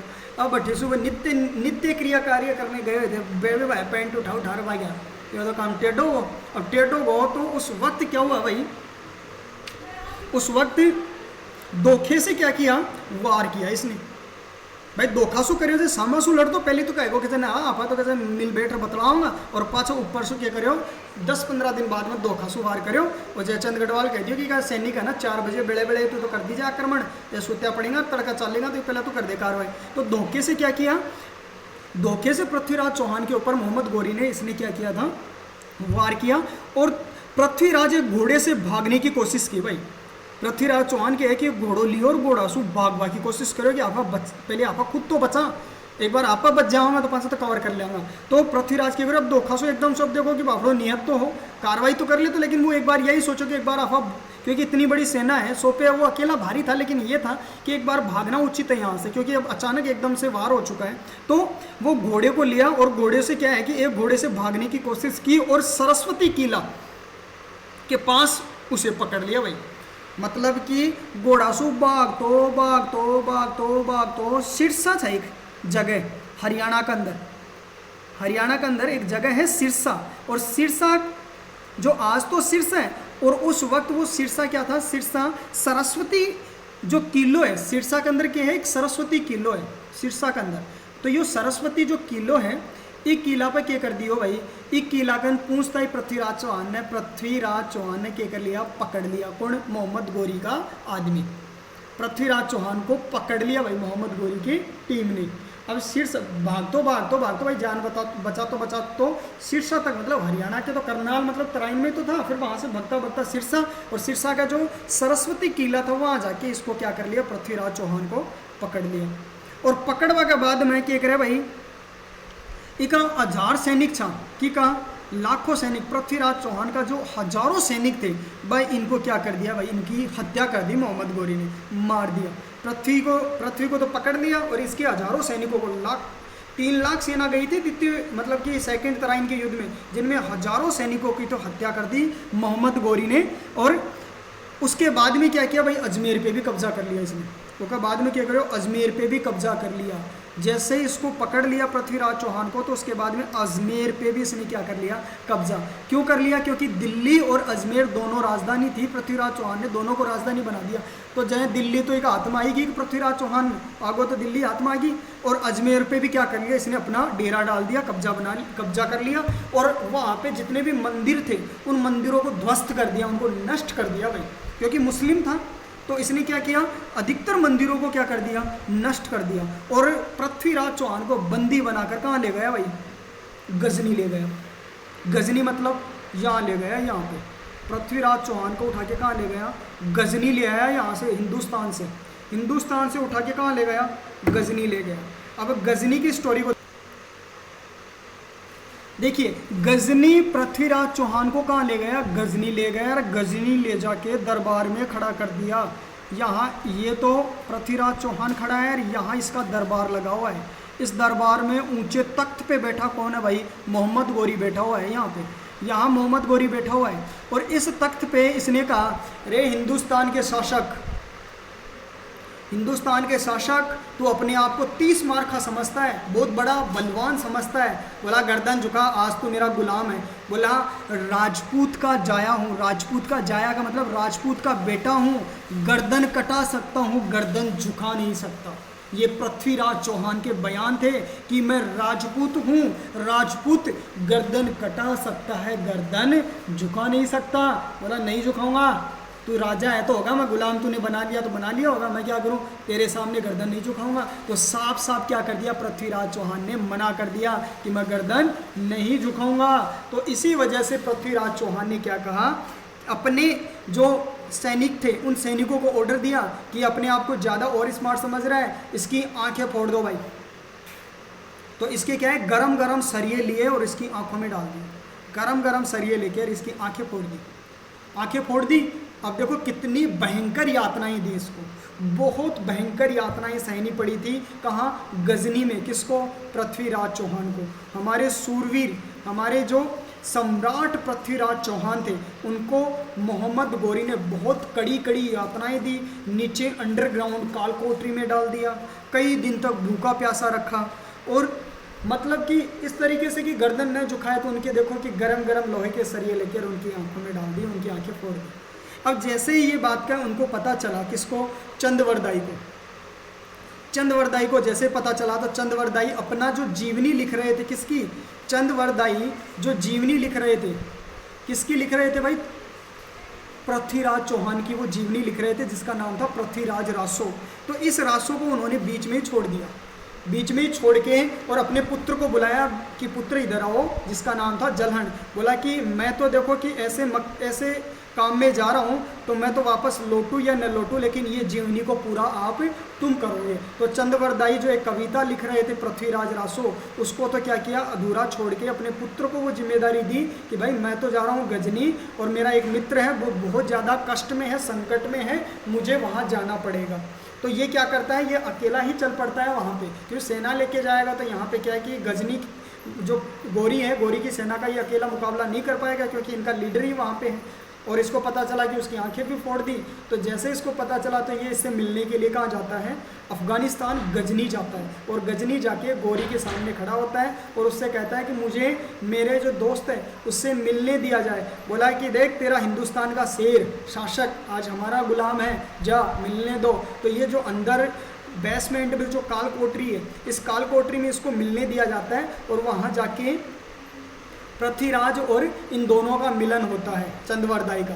और यहाँ पे पृथ्वीराज और चंद्रवरदाई बातें करते हैं कि देख मेरा सूरवीर था, मेरे हिंदुस्तान का एक ताज था पृथ्वीराज चौहान, वो आज ऐसे कुटुंब में फंसा हुआ है। तो पृथ्वीराज चौहान ने कहा कि ये सब रणनीति है, इस रणनीति का देखो कुछ ना कुछ तो होगा।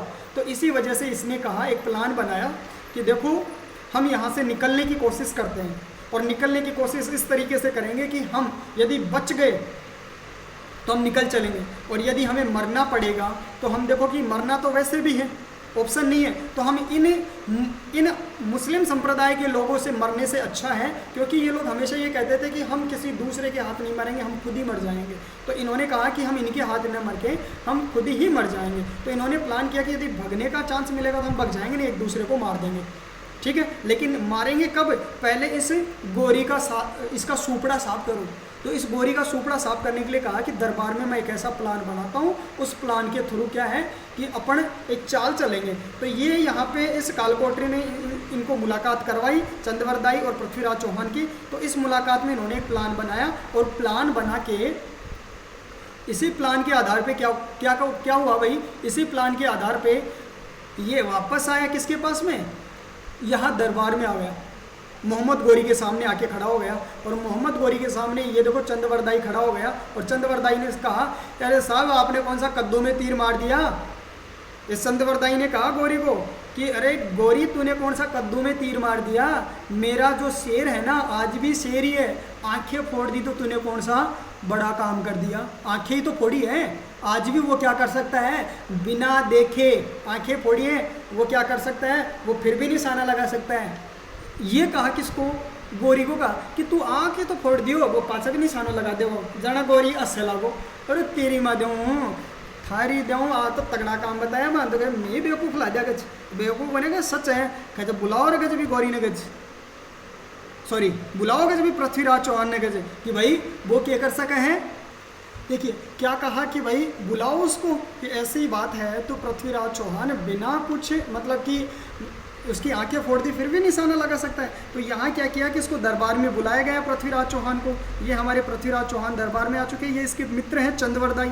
तो इसने कहा कि देखिए हमने बुला दिया है, अब आप चाहे निशाना लगा के चेक करवा सकते हो। तो इसने क्या किया कि यहाँ पे एक दरबार था, इस दरबार के अंदर यहाँ पे एक मछली रखी गई फॉर एग्जाम्पल, और इस मछली के लिए कहा कि यहाँ पे निशाना लगाओ, इस मछली के ऊपर क्या करना है, निशाना लगाना है। तो यहाँ पे एक जो दरबारी होता है, इस दरबारी ने कहा कि हे जो पृथ्वीराज चौहान तो एक काम कर, इस पे क्या करना है, तेरे को इस मछली पे निशाना लगाना है।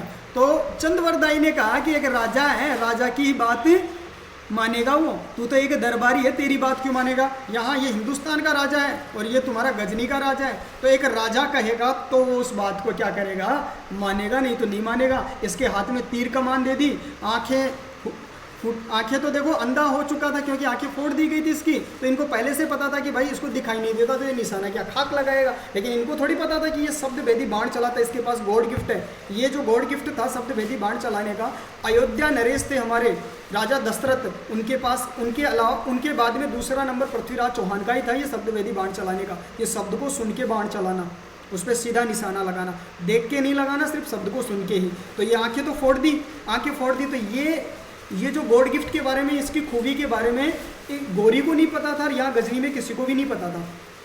तो इसी वजह से इसने कहा कि एक दरबारी की बात नहीं मानेगा ये। तो चंद्रवरदाई ने कहा कि दरबारी की बात को क्यों माने भाई, एक राजा कहे। तो इसने कहा कि चलो मैं कह देता हूँ। तो गौरी ने कहा कि हे सूरवीर पृथ्वीराज चौहान, लगा निशाना। तो देखो आवाज़ सुन ली, शब्द को सुना है, आवाज़ सुन ली, और आवाज़ को सुनने के बाद में ये जो हमारे कवि है ना, इनको लड़ना तो आता नहीं था, कविता करनी आती थी।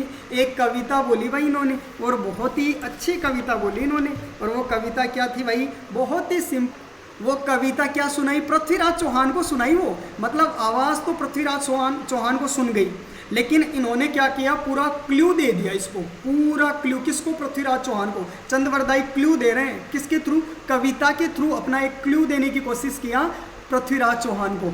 आवाज़ इनको सुनाई दे गई थी, तो चंद्रवरदाई एक कविता बोलते हैं, 4 बांस 24 गज, मतलब 4 बांस 24 गज, 4 तो बांस 24 गज, 24 गज 4 बांस 24 गज, अंगुल अष्ट प्रमाण, अंगुल अष्ट प्रमाण, आंगली, ये आंगली इनको कहते हैं अंगुल अष्ट प्रमाण।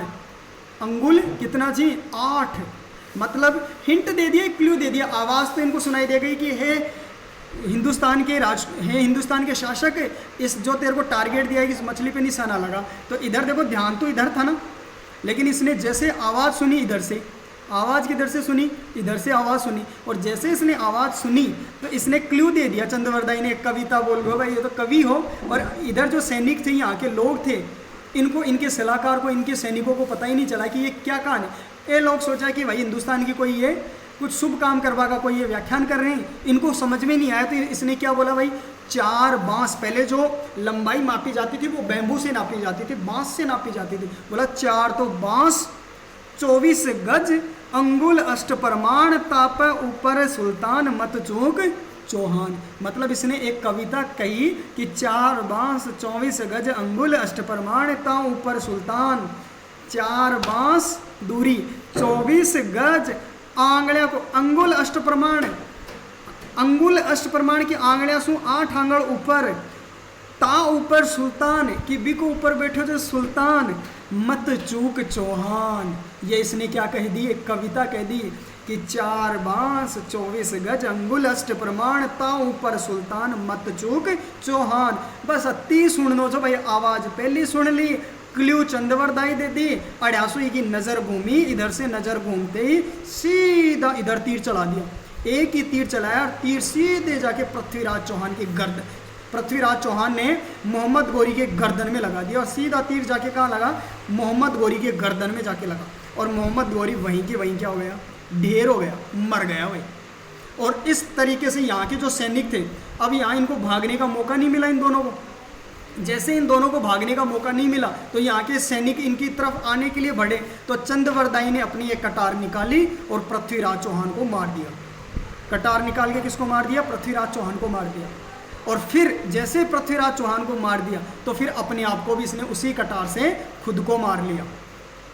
चंद्रवरदाई ने पहले पृथ्वीराज चौहान को मारा, फिर खुद को मार लिया। इस तरीके से दोनों की मृत्यु, ये इतिहास में कहा जाता है कि इनका जन्म तो देखो सौभाग्य से हो गया, चलो किसी भी तरीके से, लेकिन मृत्यु, जन्म और मृत्यु, इसीलिए इतिहास में कहा जाता है कि पृथ्वीराज चौहान की एक थाल जन्म, चंद्रवरदाई और पृथ्वीराज चौहान का एक थाल जन्म और एक थाल ही मरण। इनका जन्म भी एक समय हुआ था और मृत्यु भी देखो एक ही समय हुई थी।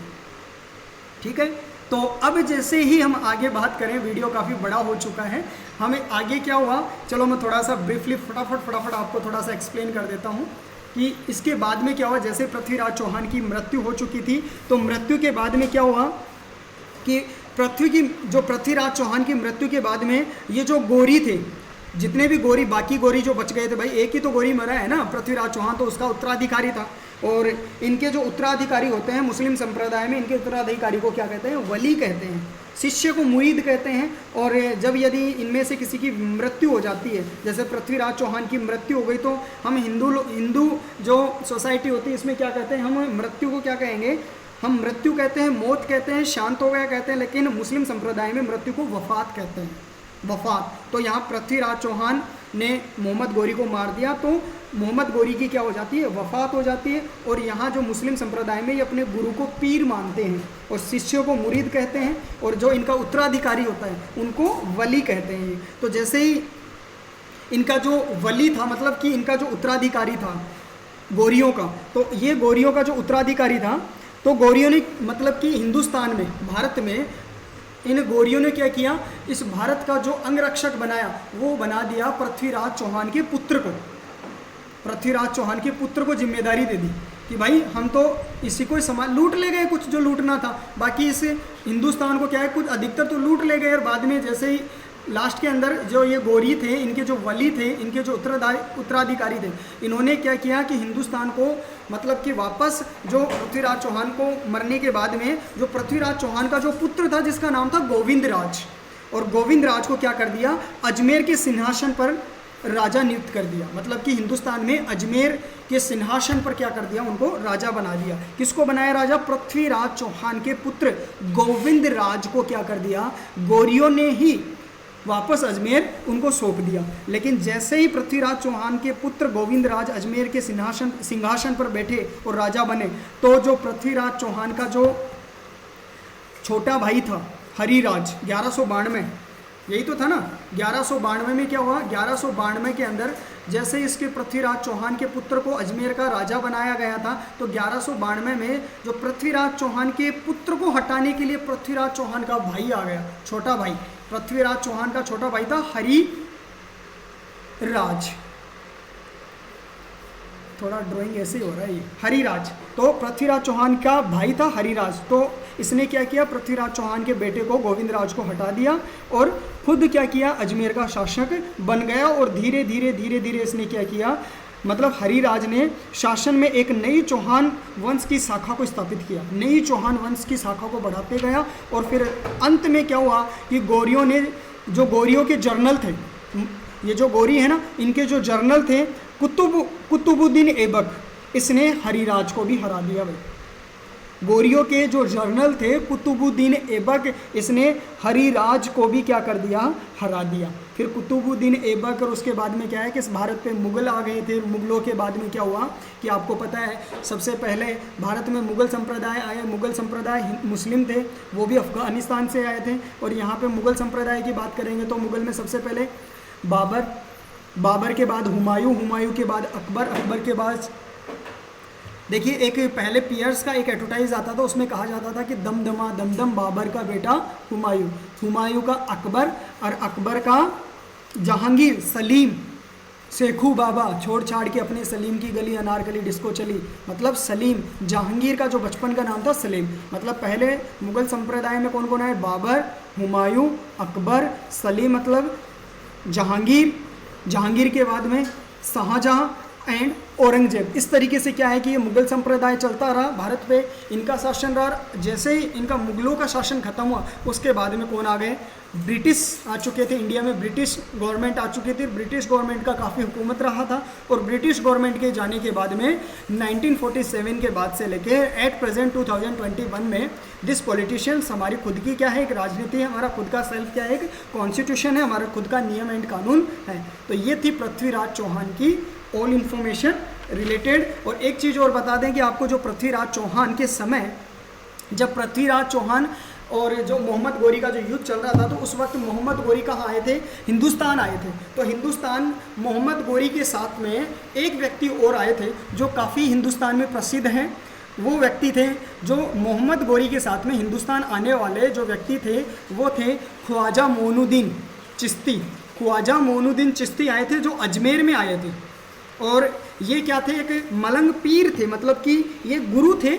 इनका मकसद लड़ाई दंगे ये वगैरह ये नहीं बताया गया, लेकिन ये पीर थे, गुरु थे ये। तो मतलब कि मोहम्मद गोरी के साथ में अजमेर में, राजस्थान में अजमेर, और अजमेर में ख्वाजा मोइनुद्दीन चिश्ती आए थे। और बाद में इनकी मृत्यु हो गई थी। और इनकी मृत्यु होने के बाद में इनका जन्म, जो ख्वाजा मोइनुद्दीन चिश्ती का जो जन्म हुआ था वो फारस में हुआ था, और जो इनकी मृत्यु हुई थी वो अजमेर में हुई थी। फारस मतलब अफ़गानिस्तान में इनका जन्म हुआ था, और अजमेर राजस्थान, और वहाँ इनकी क्या हुई थी, मृत्यु हुई थी। और आज भी वहाँ क्या है कि देखो, मृत्यु अजमेर में हुई थी, इसी को वफ़ात कहा जाता है। और बाकी दरगाह के लिए जो ज़मीन दी गई थी, ख्वाजा मोइनुद्दीन चिश्ती की जो दरगाह बनी हुई है आज अजमेर में, तो इसके लिए जो ज़मीन दी गई थी वो अजमेर का एक निवासी था जगत सिंह, उन्होंने ये ज़मीन दी थी। और जो दरगाह की शुरुआत की गई थी वो इल्तुतमिश के द्वारा की गई थी कि ये दरगाह के लिए ज़मीन तो दी गई थी, अजमेर का एक निवासी था जगत सिंह ने दी थी। और जो इस दरगाह के लिए जो काम स्टार्ट किया गया था, ख्वाजा मोइनुद्दीन चिश्ती की दरगाह के लिए जो काम स्टार्ट हुआ था, तो वो इल्तुतमिश ने स्टार्ट किया था। और इस दरगाह को पूरा किसने करवाया था? इस दरगाह को पूरा करवाया था बाबर के पुत्र हुमायूं ने। हुमायूं कौन था? मुगल बादशाह द्वितीय था, बाबर का जो पुत्र था हुमायूं। हुमायूं ने क्या किया था? ख्वाजा मोइनुद्दीन चिश्ती की दरगाह का काम पूरा करवाया था। और यहाँ क्या होता है, अजमेर में जो ख्वाजा मोइनुद्दीन चिश्ती की दरगाह है वहाँ एक से लेकर 6 दिन तक उसर लगता है, मेला लगता है यहाँ पे। और मतलब कि यहाँ पे हर कम्युनिटी के लोग आते हैं जाते हैं। और ये भी माना जाता है कि वर्ल्ड का जो दूसरा मक्का मदीना है, वर्ल्ड का जो दूसरा मक्का मदीना है वो कौन सा है? हमारे अजमेर के अंदर, राजस्थान में अजमेर के अंदर ख्वाजा मोइनुद्दीन चिश्ती की दरगाह ही क्या है? मतलब कि दूसरा मक्का मदीना है, मतलब गरीबों का मक्का मदीना माना जाता है। कि जो लोग मक्का मदीना की यात्रा नहीं कर सके, मक्का अलग था मदीना अलग था।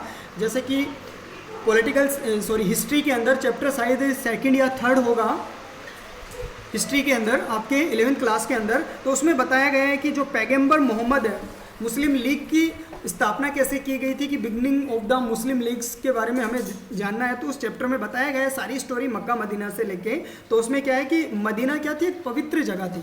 और इसमें यहाँ पे जो मक्का मदीना, ये जो माना जाता है मक्का मदीना के अंदर जो सबसे अच्छा एक पवित्र जगह मानी जाती है, तो ये जो पैगंबर मोहम्मद के द्वारा स्थापित किया गया था। कि पैगंबर मोहम्मद, वहाँ पे बहुत सारे लोग जाते थे। इस पैगंबर मोहम्मद को मैसेंजर ऑफ गॉड माना जाता है। कि ये क्या है कि ये खुदा का क्या है, ये मसीहा माना जाता है, एक मैसेंजर है। मतलब कि मैसेंजर ऑफ गॉड किसे माना जाता है? प्रॉफिट मोहम्मद। मतलब प्रॉफिट मोहम्मद ये इंग्लिश का वर्ड है, हिंदी में इसे कहा जाता है पैगंबर मोहम्मद। तो ये मक्का मदीना की यात्रा जो करते हैं, जैसे कि हम लोग क्या करते हैं, जैसे कुंभ जाते हैं, उस तरीके से मुस्लिम संप्रदाय के लोग कहाँ जाते हैं? Mecca Medina. और मक्का मदीना कहाँ है? सऊदी अरब में है। तो ये सऊदी अरब जो लोग नहीं जा सकते वो कहाँ जाते हैं? वो राजस्थान में अजमेर शरीफ में जाते हैं। अजमेर शरीफ क्या है? यहाँ पे ये भी क्या है? पवित्र जगह मानी जाती है। इस वजह से ये ख्वाजा मोइनुद्दीन चिश्ती साबुद्दीन मोहम्मद गौरी के साथ में ही राजस्थान आए थे, उसी वक्त आए थे। ठीक है, तो आई होप काफ़ी लंबी क्लास हो चुकी है, लेकिन आपके कॉम्पिटिटिव एग्जाम्स के लिए काफ़ी बेस्ट रहेगी, काफ़ी इंटरेस्टिंग विथ इंग्लिश, हिंदी और मारवाड़ी लैंग्वेज के अकॉर्डिंग मैंने इसे कंप्लीट किया है। यदि कोई डाउट एंड इश्यूज़ हो तो वो मुझे बता देना। और बाकी अदरवाइज़ क्या होता है कि इसमें जो लैंग्वेज प्रॉपर यूज करते हैं तो उसे इंटरेस्टिंग लैंग्वेज के पर्पज़ पे ही हमने क्या किया है, यहाँ सिर्फ आपको समझाने का पर्पज़ है। बाकी किसी भी तरीके से किसी की भावनाओं के साथ खेलने का कोई भी हमारा इंस्टेंट नहीं है। तो मिलते हैं नेक्स्ट क्लास में, तब तक के लिए गुड बाय।